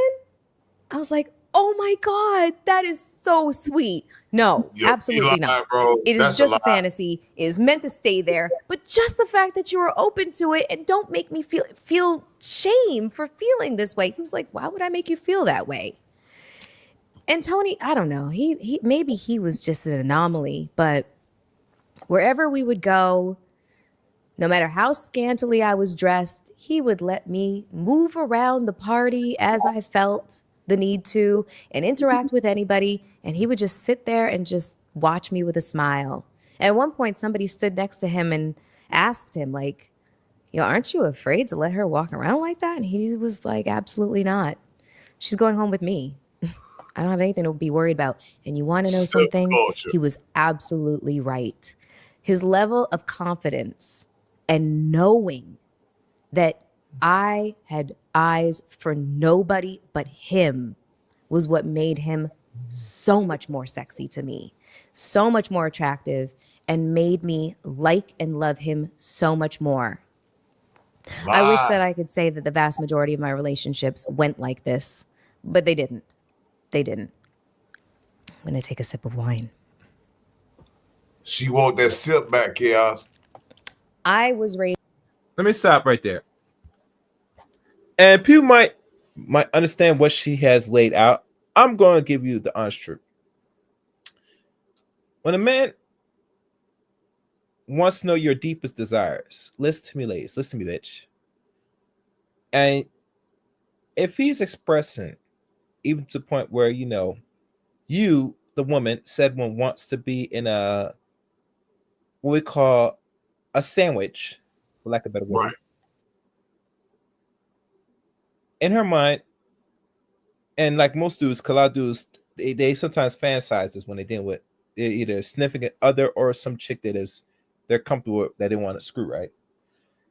Usually, the first thing that comes to mind as a man, you're thinking that she's going to bring another girl, but she's going to engage in bisexual activity with her and you, and you're going to be eating her out. She's going to be eating another woman out while you're getting your junk sucked, and that'd be heaven to a lot of men. But oh no, in the contrary, she wants to be the cream, and you and another man the sandwich.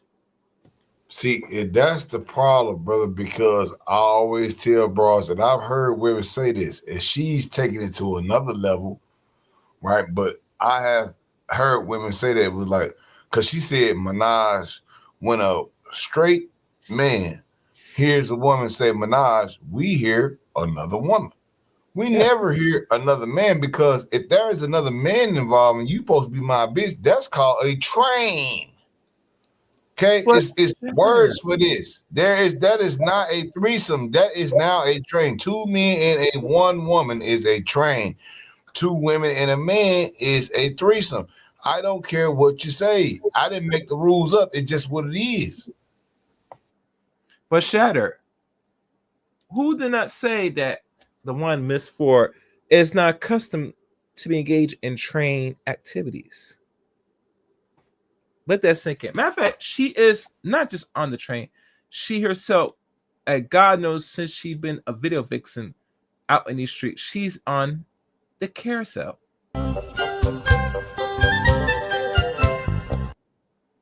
The carousel. Only child. But before we continue on to her little story, and it tells you the reason why your relationships were like this and don't last long, because the men already giving you the ultimate test. And my darling, my sweetie, my video vixen, Miss Ford, you have failed. For you to sit there and lay out your deepest desires of you already sucking and screwing the man that you want to have this extra affair with your other boo, was information enough to the man to say, okay, I know where to put you. I definitely know where to put you. So he'll let you franco around, skedaddle with little loose clothing, tight clothing, revealing clothing in front of other Negroes, because he doesn't care, because at the end of the day, you are going to come back home, you're going to suck this dick, and after he plans his exit strategy, if there's an exit to run away from. But you see that how she built that strawberry up like, oh yeah, I love to hear more because he let me go and do this, and people was coming and telling me, and I heard people come to him, yeah, how you gonna let your girl just go over there? But oh yeah, I loved it that because he was confident, he was not insecure, and he let me do this. Meanwhile, she doing all this cheating and doing all this. She telling on herself. She don't even notice, but see, a lot of time women do that. They tell on themselves. They gonna put the man in the bad position. Oh yeah, he did this, he did that. But when that kind of stuff come down, man, like if that's your girl, it's different. But if that's just some broad, like you out here pimping, you on a pimp game, that's different. Okay, yeah, you want your bitch to be out there, but if this your broad, you talking about marrying this bitch. Man, that is not what no nigga want to do. No real nigga, man. You know what I'm saying? She lying on herself. She showing what the fuck with, but she's trying to gain more simps. See, her at 48, she's still gaining simps by this. That's why she's doing this show in HD. Yeah, but let's keep going because, like I said, I want to hear more into now. She can go into her childhood, which really is going to tell a lot about her background, which really it shows signs why she moved the way she is. But like I said, this is just her background for people, the public never knew about Melyssa Ford. Let's go. Various. I'm going to take a sip of wine. That why? I was raised as an only child. My father was a Rolling Stone, and I am the youngest of 11. But I am my mother's only child, and I was raised in a 2-parent household, just me on my own. I used to wish constantly for a brother and a sister or a twin. It was around 6 when I figured out the twin thing was not going to happen. But I really wanted a brother or a sister because I was lonely. And I was smack in the middle of a very tumultuous marriage. Some of my earliest memories as a child are of my parents arguing. And that's her mother, and that's her. I think her father's either from Barbados, either St. Vincent, Cape Verdes. I'm not sure. They say he's from some part of the island, from the Caribbean. He is from the West Indies. So let's go. And physically fighting each other. At one point, I was 5, and 1981, roughly, or 82, going 82, because she was born in November. She is Scorpion. Let's go. Or actually, probably might be Christmas time. But let's go. I got in the middle. In 1981, for the people who don't know, that's now going on 44 years ago. Let's go. Of my parents physically fighting each other.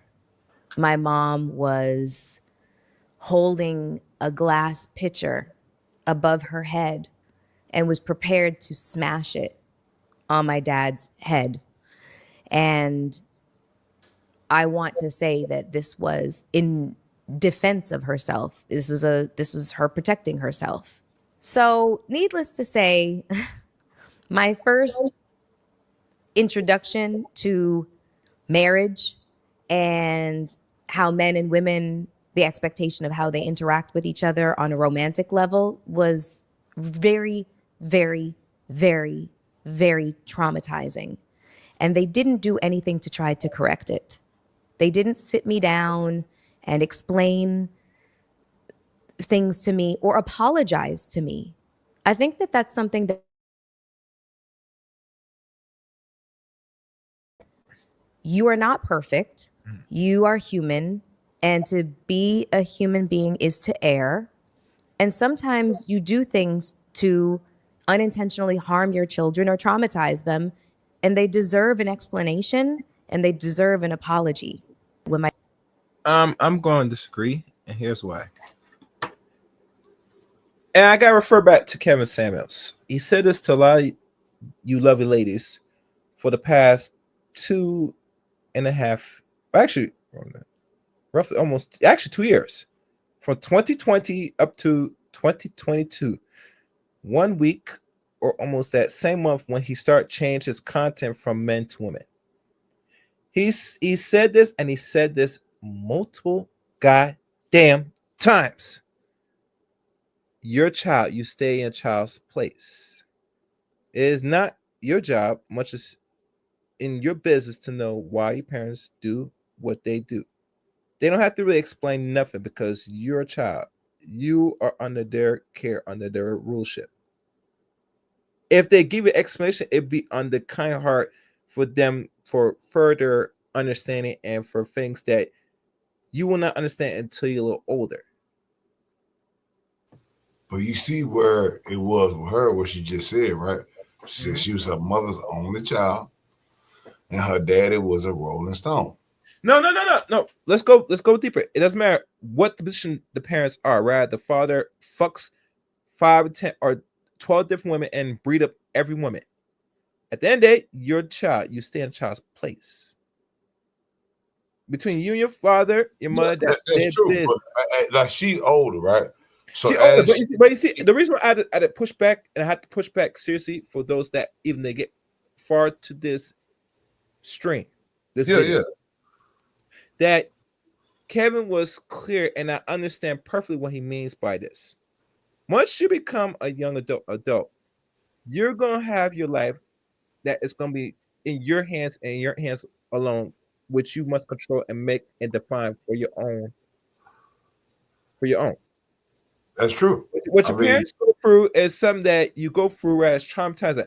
But as you get older, you will understand and know that either two things gonna happen. Either you're gonna be what your parents do and do something different, or you go sit and follow the same trends or what they consider generational curse, which I think is garbage. I'm not sure why dumb black people still use this stupid word to this day and say, no, there's no curse. You are divine. Anything that's cursed is something that you curse on yourself.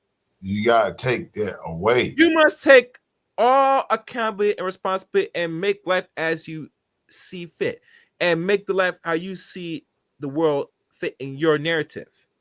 And must understand, the world is not a perfect place.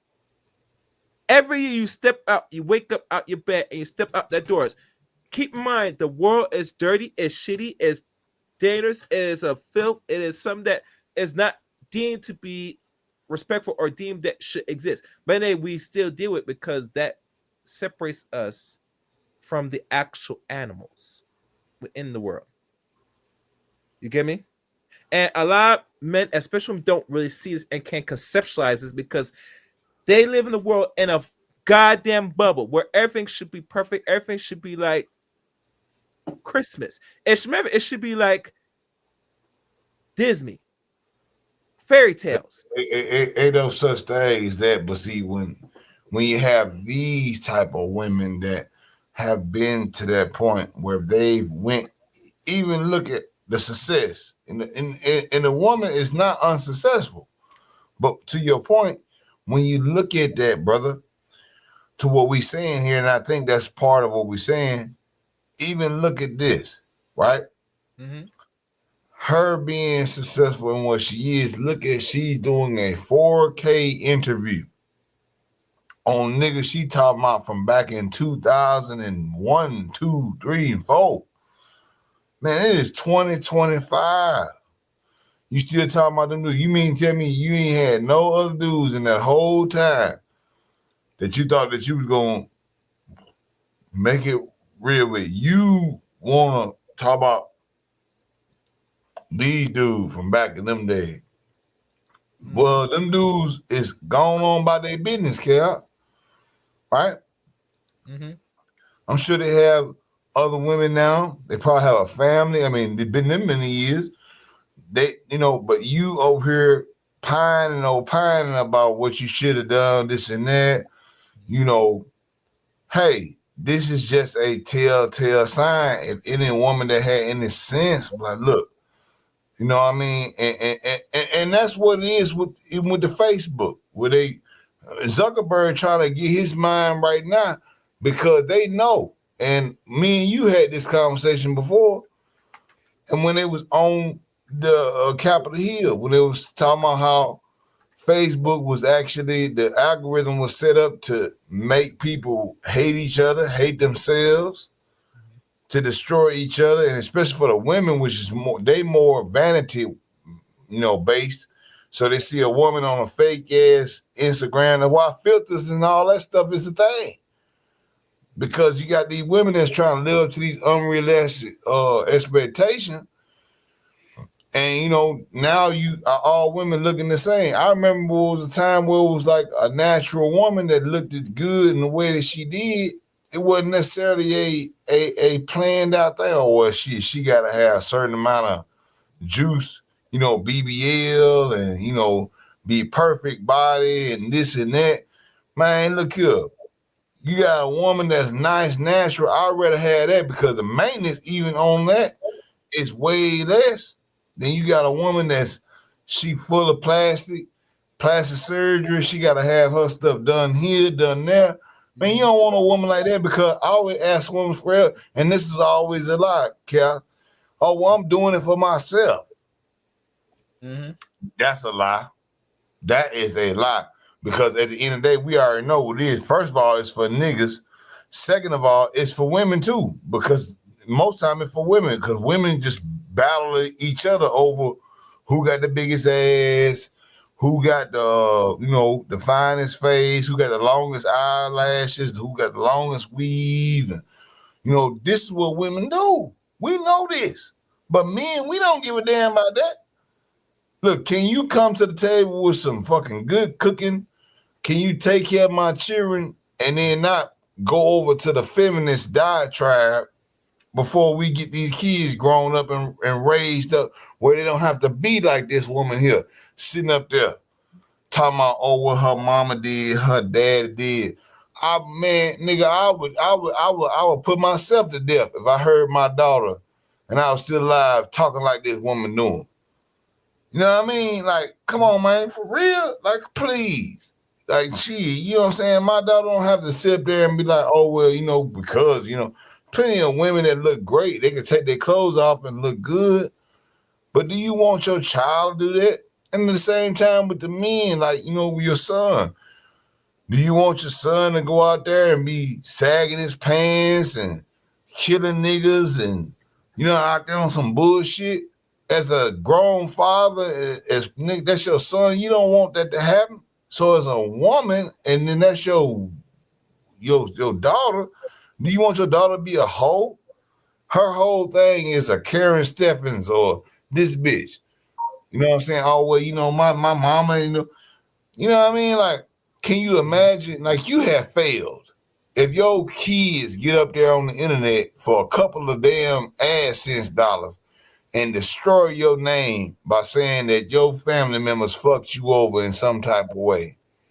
After you done got all these millions from whatever you was doing, and you got to still get out here, and man, you 48 years old, then they're 50 years old, you're going to talk about your mom and your, like you said, bro, once you get to a certain age, it's your responsibility. You don't have to be a hoe for your whole motherfucking life. And you damn sure right on that, fam. And that's what I believe. Okay. Let me see. Which time? All right, let's continue. We're actually over halfway there, so let's continue on and get much is done. All right, guys. Fair use. My parents were not arguing with each other. They were staying as far away from each other as possible. And what that meant was I was left home alone a lot. So one of the main reasons why my parents never said no to me when I wanted another animal. Which is a mistake. I had nothing but cats and dogs and birds and fish all over the house. I feel like animals saved me. It sounds strange. Like I'm like, Mowgli or something from what's that book called? The Jungle Book? Yeah, I'm Mowgli from the Jungle Book. But yeah, that was my reality. My parents would come home late at night. The animals were the ones that took care of me. Thankfully, I didn't burn down the house. But this left an imprint on my brain as to the way that men and women interact with each other. And it left me with a very serious internalized distrust of men. I think that this is where I developed the disconnect of wanting to create progeny. I just did not feel that urge like other women have to have children. And it is definitely intertwined with what I witnessed from a very early age as to my parents and their dysfunction. I ended up getting an IUD implanted in my uterus. And when I say that sucker was Fort Knox, nothing was getting through that mofo. And it Wow. stayed in so long that it ultimately made the decision for me. But yet again, it's not like I felt any source of pressure. Which leads me to the last engagement. When I was approximately 36, 37 years old. And I'll be honest, I thought that I was in love with this man, but I wasn't. What I was traumatized from an experience that had happened to me on a cruise ship where I was almost raped. And I could not be in the room alone with my own shadow. I was so traumatized by what had happened to me that when this man appeared, he was offering safety and security. He was physically huge, but he also came with a very secure lifestyle and a lot of security. And so I felt safe. And that's the only thing I was looking for. I was looking for safety. And so I lied to myself. And it was very easy to do that, to just dive in head first, forget the rocks below. And during the process of this relationship, I started to realize that I was losing myself completely and totally. Friends had started to notice, Mel, you're paying a lot of attention to his career, but what are you doing about yours? And I didn't want to hear it. I actually did not want to even hear my own name. I didn't know what it meant to be Melyssa Ford anymore. I had no clue. The sound of my own name gave me goosebumps, and not in the best way. Guys, make sure you like the stream. I've not been saying this lately tonight, but I will right now. Hit the like button, contribute to the stream, super chat or cash app. And like I said, support the channel. Now, in regards to her gaining touch in a cruise ship, this is my thing with a lot of modern women, right? If this happened, you know what I'm saying? Your voice, your direction to go seek something is always needed, and you should take action immediately. Now, I don't condone it. Not saying it might not happen to her, but when we look at the background of Miss Melyssa Ford, like most women that are out there jumping from cock to cock, you're giving the impression to a lot of these some dudes that in their mind they're just gonna take the pussy, whether it's good or bad. It doesn't justify it.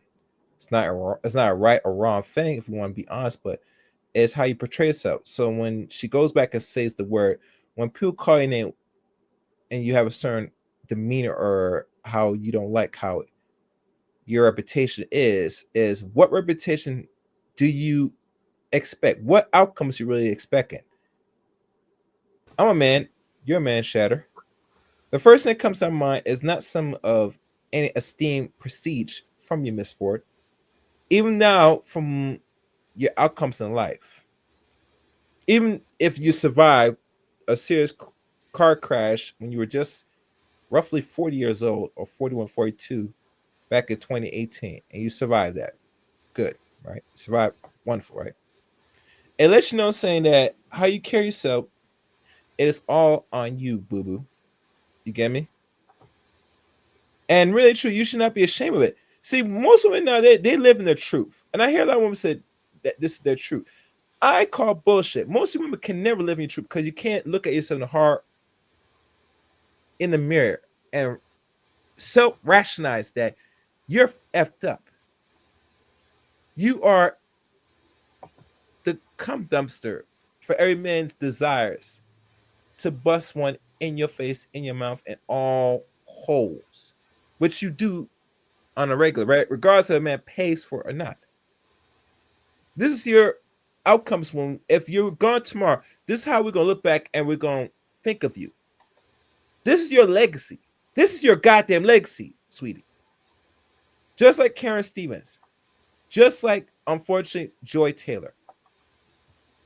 It is not some of respect that no woman should emulate. And this is why most men that have daughters, we sit there and we have to tell our daughters that still respect the men in their life, especially the fathers, that we don't tell you nothing that is wrong, that we are shameful or we're trying to push you away. We're trying to teach us for your better outcomes in life. That this world, like anything, is run by men. And men will judge you differently. And how far they judge you and how you see us and how you move is how much they're going to really respect you. And I'm going to say this. The women that move proper in the correct manner, they don't have no problems interacting or function outside the world of men or within men. Can you agree? I mean, at this point, where we got like women that's on that level, like when you have a child that is female, as a man, what you have to do is you have to make sure that your child is understanding of what the world is today, not just because of what Instagrams and other people tell them. You got to be a parent and really explain what's going on and show them. And they got to believe in you because these kids, man, they don't want to hear that.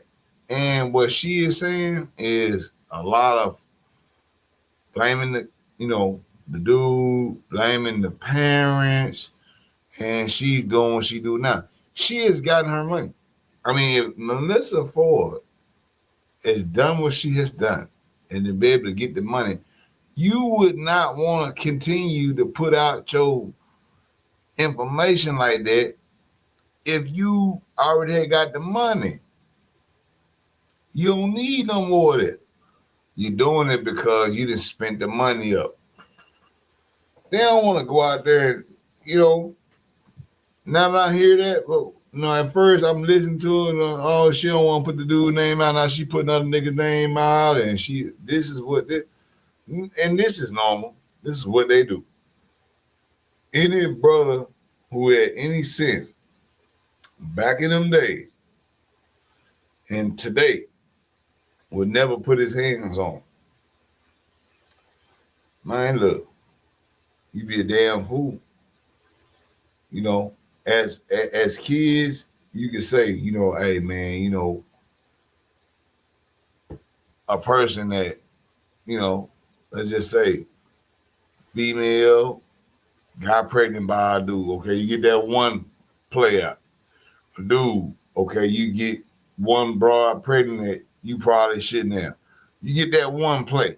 Now that one play might fuck you over, but you a decent motherfucker, you can make it happen.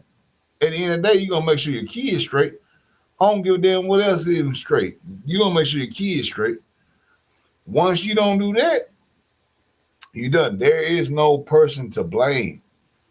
And it seems like that's what she's doing here. She's blaming the mother. She's blaming the ex-guy. She's blaming the new dude. She's blaming a lot of people. And any young girl or any woman that's on that level, she said, well, that was the dude, he was just my thing. I loved it, that kind of dude, and he did me dirty, but I'm going to stay with him, and I'm going to do this here. See, all that there is jokes and lies. Because the dude that's putting that ring on her finger, she don't want him. But you back here in 2025 putting out a 4K video talking about you really should have been with him. So he really is going against what you're saying right now, but you know, you can't tell certain people that, and that's what it is, bro. And I hope any other brother that listens to this will know. Do not let any woman come and tell you that because of you, she did what she did. Bitch wanna fuck another motherfucker, excuse my French. She gonna do it, man. It don't matter if you buy 1,000,000 flowers. It don't matter if you wanted to get a threesome with her. It don't matter if her mama didn't like her dress. She gonna want to do what she want to do, and you got to be down with that and leave her alone. You got to be ready for that, man. And that's why a lot of these young brothers get tied up and clenched up with these broads. And I hope that what we doing here and we explaining, Chaos, you know, that we ain't just wasting our breath, brother, because I'm here to tell you, and I know that you're the same way. I'm glad you even brought this show up because that's a great, important point. Look at how she's saying it. She don't want a simp, but she need a simp to give her the flowers. Oh, he give her the flowers. Oh, you love bombing. You know, you won't win, brother. You're not going to win. Stop it. And, you know, that's why the simps got this culture. That's why these hoes got this economy, because the simp economy is just giving them what they want. And that's what they want and they need. But then what they always go back to, oh, nigga, they didn't want to simp on, wanted to marry them. They going back in 2025 doing whole 4K shows and videos talking about, well, that was the dude they really wanted. They done had everybody in the industry, had all the money, all the fame, everything, Chaos, all of it. But you still wanted that dude from back in the days who wasn't like that. Okay, all right, let me run this because I want to get how much minutes time? Man, I still got 15 minutes. I gotta get this through for the next hour of the stream. Nah, so man, I wasn't trying to hold up your shit, but I was just saying, like, no. Let me get us through as much as possible. If we were close to the end of this, then we would let it rip. All right, let's keep going. Phrase. I was having a massive identity crisis. And so when he proposed, he didn't even get the full words out before I said yes, because I was running from myself. I was running from my truth. I was running from the healing journey that was on the horizon. I was running and I was trying to put the blinders on. But there was always that like internal sense of that steel core of resilience and tenacity inside of me that said, Melyssa, this is not your truth. This is not your path. This is not it. And as scary as it was to keep trying to align myself with my internal compass, obviously, you know, you make all these decisions, but it's got to bring you back pointing due north, which leads me to where I am now, 48, child-free, and never been married. And honestly, with zero regrets. Did you ever decide to freeze your eggs? Yeah, the freezing eggs conversation came up around mid-30s amongst myself and my girlfriends. It became something that just was a very trendy conversation to have. But if you know anything about freezing eggs, first of all, it's extraordinarily cost prohibitive. I was in the entertainment industry, and this is the way the entertainment industry goes. Feast, famine, feast, famine, feast, famine. Sometimes you're living high on the hog, and other times you are eating Ritz crackers and eating out of cans of tuna. A lot of times it's freelance work. You don't know when your next paycheck is gonna come, and sometimes you will go a whole year without a job, and you are fighting to make ends meet and stretching $10,000 to last over the course of 6 months to a year. So freezing your eggs was a luxury. And now what we know about egg freezing is that it's not a guarantee that any one of them is going to be viable, or that even when they're implanted in your uterus, that they're going to, that it's going to take. So it really is a crapshoot. And it's also an extraordinarily painful process. When I said that God is not a woman, I mean it, because there is no way that a woman would put us through everything that we have to go through just to manifest our so-called fairy tales, or our fairy tale ending. The choices that I ended up not making, pursuit of marriage and kids and this and that sort of thing, it wouldn't have cost me anything by way of disapproval of family. My mother was raised Catholic. She was a day girl in a convent. Her parents were from the Eastern European bloc. She lived in Europe until she was 15 years old when her family immigrated to Canada, and her mother died shortly after they had immigrated. My mother was 15, almost 16 years old. And my mother ended up meeting my godmother in the same high school, in the same grade as I met my best friend, but 30 years apart, which is so cute and so funny. And when they met, they're both from the old country and they'd both been raised Catholic.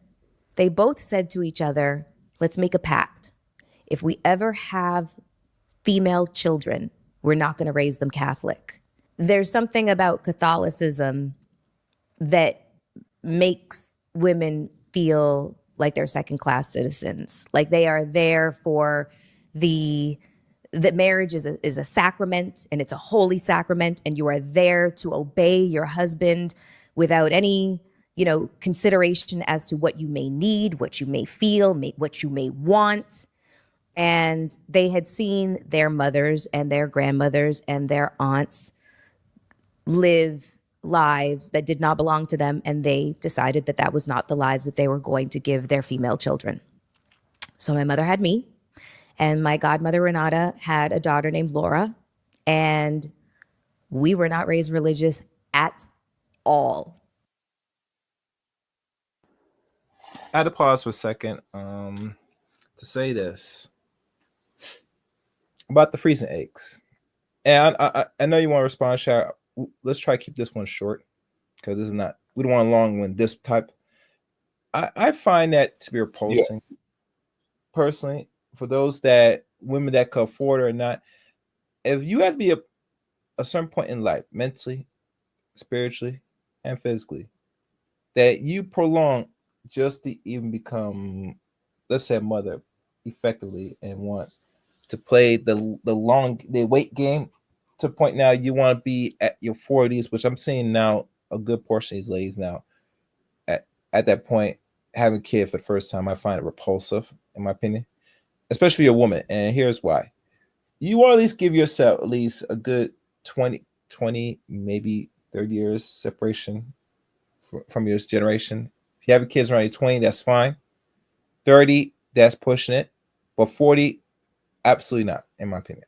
Because you as a woman, you want to be able to be at least 40-ish, 50-ish when your kids become adults. So if they have kids around their 20s, that's fine if it's optional. But you should not be 60 when your child is now an adult. Personally.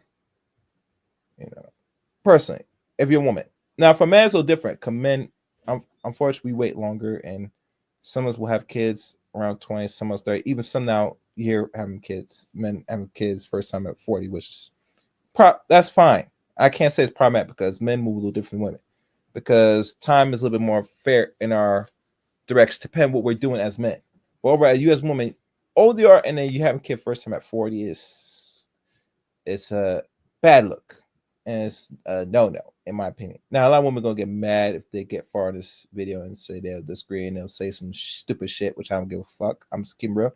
But if you're a woman and you're at some point like late 40s or even 40 or 50s, have a kid first, I don't care if you have money or not, I'm looking at you weird. Your children should be at least 20 to 30 year difference from you, roughly. They should not be 40 and higher. And I'm not talking about the health consequences because it's really risky anyway after you get older. But really, we're looking at the numbers and time. You get me? You as a woman, you're going to be set in your ways if you're going to be mother at 40. You don't want to be doing this stuff at 40, late 40s. I don't care if you got money or not. Personally. You want to be at a certain point, a little bit younger, or even mid-30s or 30s to really deal with this.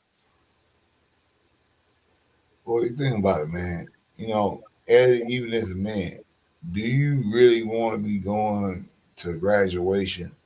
Yeah, I'm at 40, 58, whatever, 10, 58, you almost 60. You really want to be going to graduation at 60?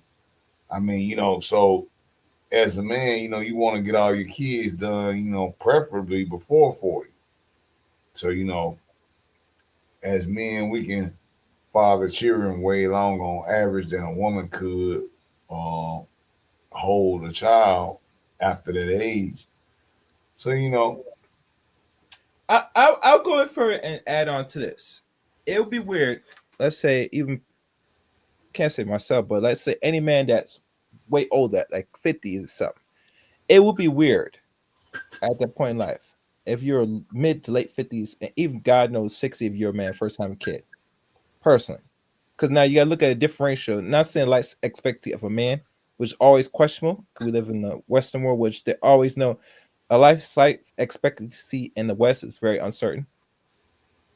But you as man, if you're double, triple, 4 or 5 times that, I could understand to a degree, it's kind of pushing it.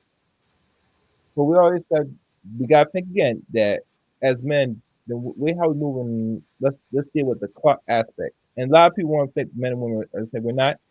Men are gonna be moved differently, and they're gonna have kids when they feel right mentally, financially, and also before they even deal with a kid. Especially here in this environment today. Now, most dudes they will forego it and they'll have their kids and they deal with it accordingly, which that's their business. But roughly, most men overall, if they had to think twice, they would think when they're ready mentally, spiritually, and hopefully financially, they decide to really go out the way to look and create what they consider a prodigy with a female. Roughly, that's how it goes. Women nowadays, not saying you should wait for a man anyway, but the younger you are, that's the best you're gonna get, and the sooner you better that you knock the children out the way at the highest peak of your fertility, and really your time will be better off.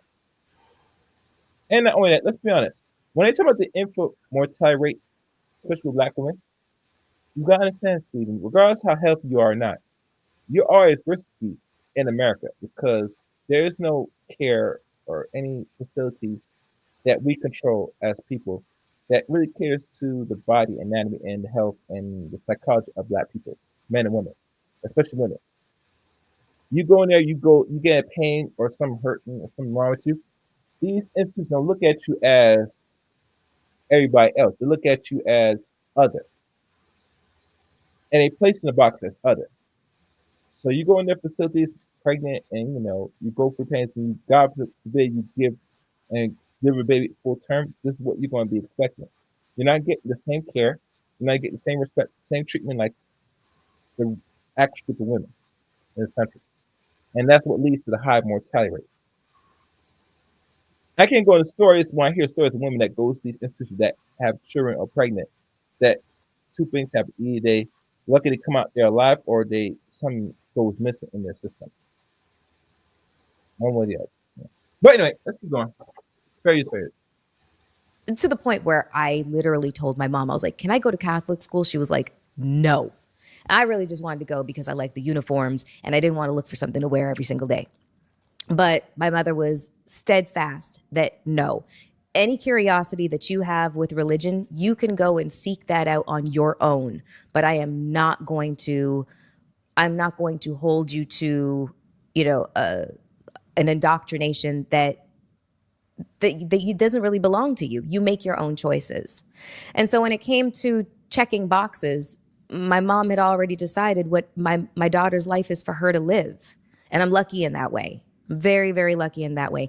My mom gave me suggestions and she made observations, but they were always so subtle. And she always knew that I was going to do whatever I wanted to do, however I wanted to do it. And that was the end of the story. I was a very strong-willed child, strong-willed teenager, strong-willed young lady, strong-willed adult woman. So I was never subject to those checked boxes, but I found myself in conversation over the years with many, many women that felt that pressure. And when it comes to those checked boxes, as it relates to marriage, I'm not sure if the vast majority of us go looking for these as factors in why we choose somebody. I think a lot of the times, as long as he's a good provider, that's the biggest check mark. Does he look good? Is he presentable? Do we have some things in common? Does he plan on being a good provider? Do we both want kids? Do we both want to get married?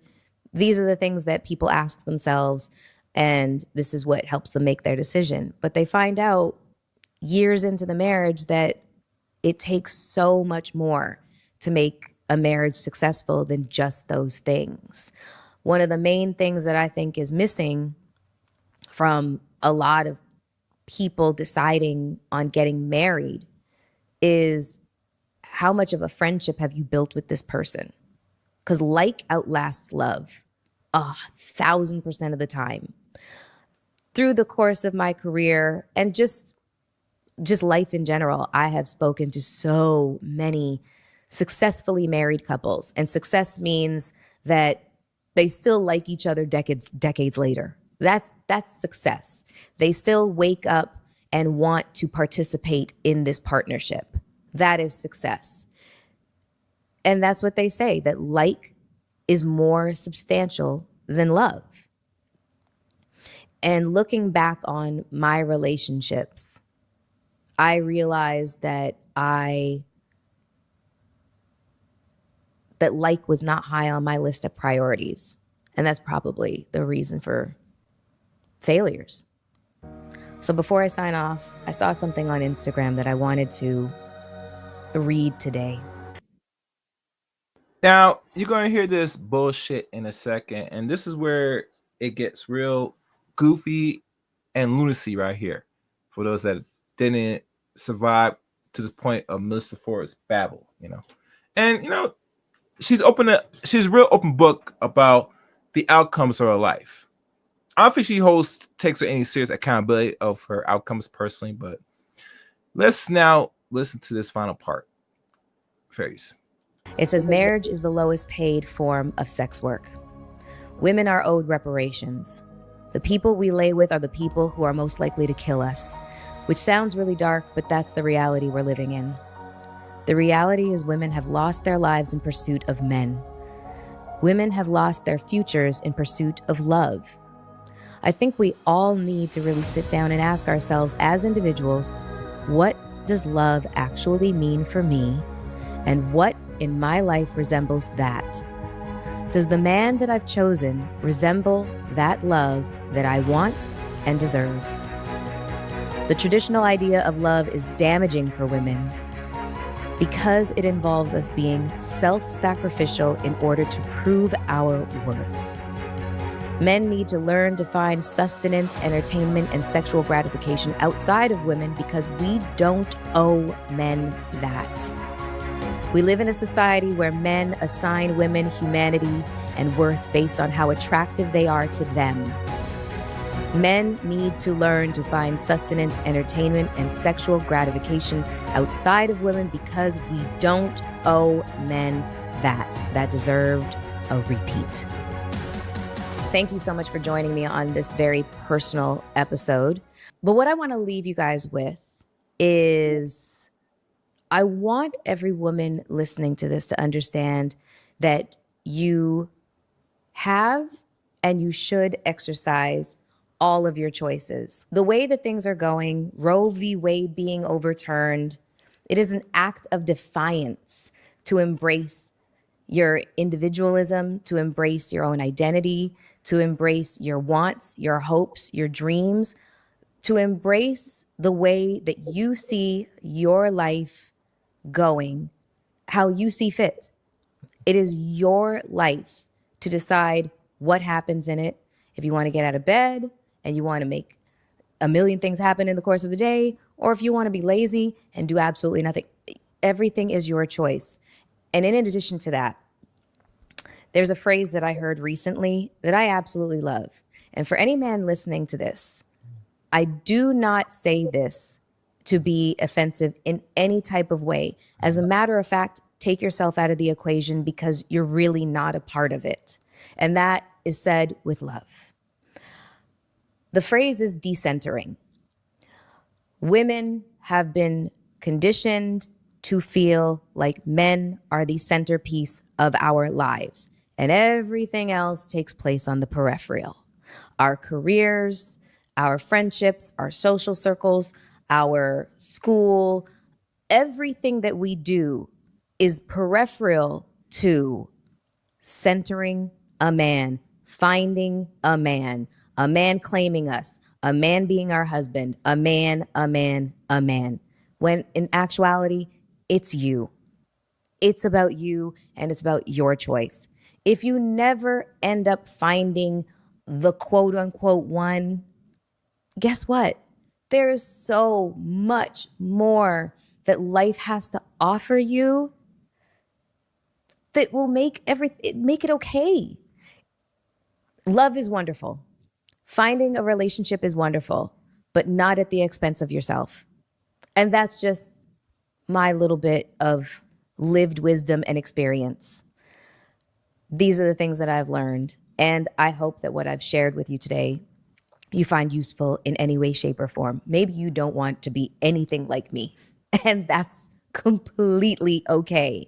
But hopefully, some of the stories that I've told you today resonated with you in some way where you felt seen, heard, understood, but at the very least, entertained. Thank you so much for joining me, everybody, on Hot and Bothered with Melyssa Ford. See you soon. All right. Decenter men, misogyny, including even to the point saying, if a man find love or a woman said all the focus of the man, man, man. I understand you. I understand you well, boo boo. And for those that want to come with the links in the chat room. But here's the thing. If men was not so valuable or so a necessity of importance, right? Right. Why the fuck you still need money from men? Why the fuck you need attention from men? Can't you do bad by yourself? Do the blunt grunt work that men have to do and strive in this world? Because last time I checked, the society that structure and built is still run and dominated by a man. Last time I checked. If it was that simple, you had it that easy, then you don't really have to really need any from a man, including what's in his wallet. But last time I checked, most women today in the world, majority of them, still need men, their attention, and their money. When more women have made the constitution that they don't seek no attention from any man above or below or mid-average men, and including want his money, then I would say that you're moving on and striving and moving into a direction where you really don't need the functionality of a man. But as the world, as it states and as it functions and runs today, you do need a man. Even talking about, Roe v. Wade roll back, keep in mind, Roe v. Wade was rolled back because majority of Western women in America that's born and raised here are not having progeny. Right now, in the next couple of years, it's already slanked that probably more than 1/4. I think it's gonna be 1 to 5. It's gonna be more than half of the American population, women, are not gonna have kids. Either they can have it or they choose not to. So what the United States is gonna do? That's still run and controlled by the bigger heads. They say, okay, don't worry, boo boo. We're just gonna send the replacements. They're gonna send women from other European countries, mostly white. Let's keep it real. That already has a mindset that's not conflicted and toxified by Western and feminist ways. They will come here. They will do what they're going to have to do, and they're going to get on their knees. They're going to bend over, and they're going to happily accept the seed of the man. and bring forth life. While you go home with your 1 or 2 or 3 pets, God forbid, and shit, you're gonna be a Spencer. Hey, bro, look, it is what it is. Shit, look. What she said, man, it's just a microcosm of the full, this woman is obviously successful in everything that she has done when it comes to this. She's sitting up here, can have a whole, podcast about this, lying and putting forth bullshit. If that don't tell you all you need to know, but at the end of the day, as men, we know the certain type of woman that you want to make a family with, and this type of woman, and this type of woman that you don't want to make a family with. So, hey, as long as brothers understand that, you're good. There's good women out there that want to make family, and we can't take away from them. But these type, no. So I'm with you on that, man, for sure, for sure. You know what I mean?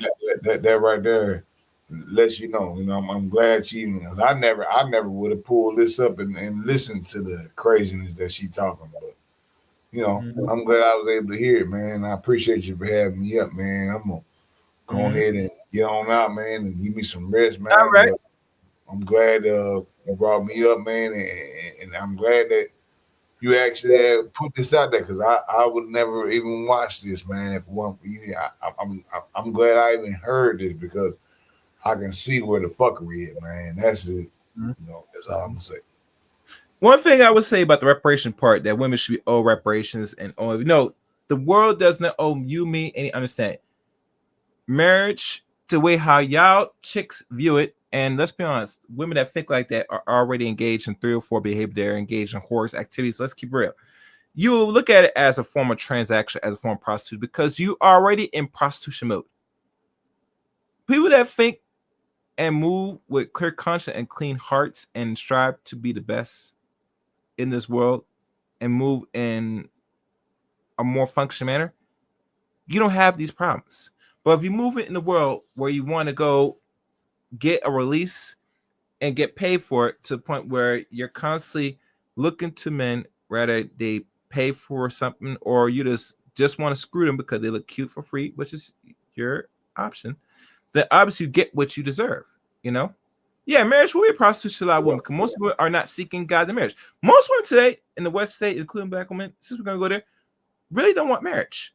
Marriage only suits them when they have no options, the money's dried up, and they look for some man to lean or, to galvanize. Not galvanize, but they're trying to reel in, so they're able to live somewhat of a comfort life and sit back and do nothing, which they're not doing nothing anyway.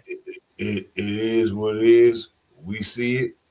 And as long as we could make sure that the younger brothers are coming up behind us to see it, that's all we can do. So, for sure on that, bro, appreciate you having me up, man. Shatter. Take care. I'm going to get out, man. Hey, man, salute to you, brother, man, and keep doing what you're doing, bro. All right, take care. All right, guys. So that would be it for today's stream. Let me take this down. I know this was a very lengthy one, but need to be done. There were some things I did want to share to recap of what other people have said or view about modern women, including Miss Melyssa Ford in general. But unfortunately, I didn't really could make the time for that. I think going through this whole clip itself speaks for itself, and overall, to a lot of content creators that have their views and opinions on Melyssa Ford, one thing is clear. The question was late in the docket. Will she buy a dog and die alone? The answer is she's already doing it, and she made a bed and lied with her decision she make. The only thing I would say for any woman, young woman that's 18 up, what life do you really expect or outcomes you seek? Do you really want to be like the modern woman that is unfortunately once was a high. I give her an 8 back in 2000. Now she is down to a 6.3 at best. And once she turns 50, she's gonna be unfortunately 6, which is average on the scale because you're post-war and you're, you know, you hit the wall. No, hit the wall. You have no kids or anything. All you have is animals, dogs. And it speaks to a lot of women today when we talk about mental illness and try and seek professional therapy to sit down, rationalize, and sit down with professionals to air out your problems and find tangible solutions to correct. Most people are not really serious and really fixing these problems. Melyssa Ford is just like one of many modern women that, if you hear from her confession, she still has a whole lot of work to do and does not refuse to do the work necessary to correct these little small problems, these habits. And that's fine. But in regards to worrying about what America does with people, especially modern women, and what they do with their women, that's irrelevant to you because you're a video vixen. You're not from this country. Anytime America goes downhill, you're going to be the first woman on the plane back to Canada. And that's just the honest truth. So, like anything, I'm hoping you're getting proper therapy for your problem, bitch, because you do need that. Men are not the problem. You are. You are the problem. It's clear. You've been having too many access to many phalluses throughout your late teens and 20s. And there's consequence to that. Now you're out here at a certain age now, and you're still seeking for that man that turned your crank for the last, I think, almost 20 years. My math is right. The second one you dealt with. So anyhow, that's it, guys. I hope you like the stream. Make sure you like, comment, and subscribe to the channel. Links to follow me are below. You can follow me on Twitter at Chaos27. Add me as a friend on Facebook, Eric Ray on Facebook. Join my Discord service. Follow me on Rumble, CRay23 Rumble. And last but not least, become a member of the Chaos Rain Show channel. Thank you for listening. Until next time. Oh, and make sure you subscribe to the channel. There's going to be a follow-up to this and more. I can't tell you what it is. Stay tuned. Just stay tuned. And like always, the Chaos Rain.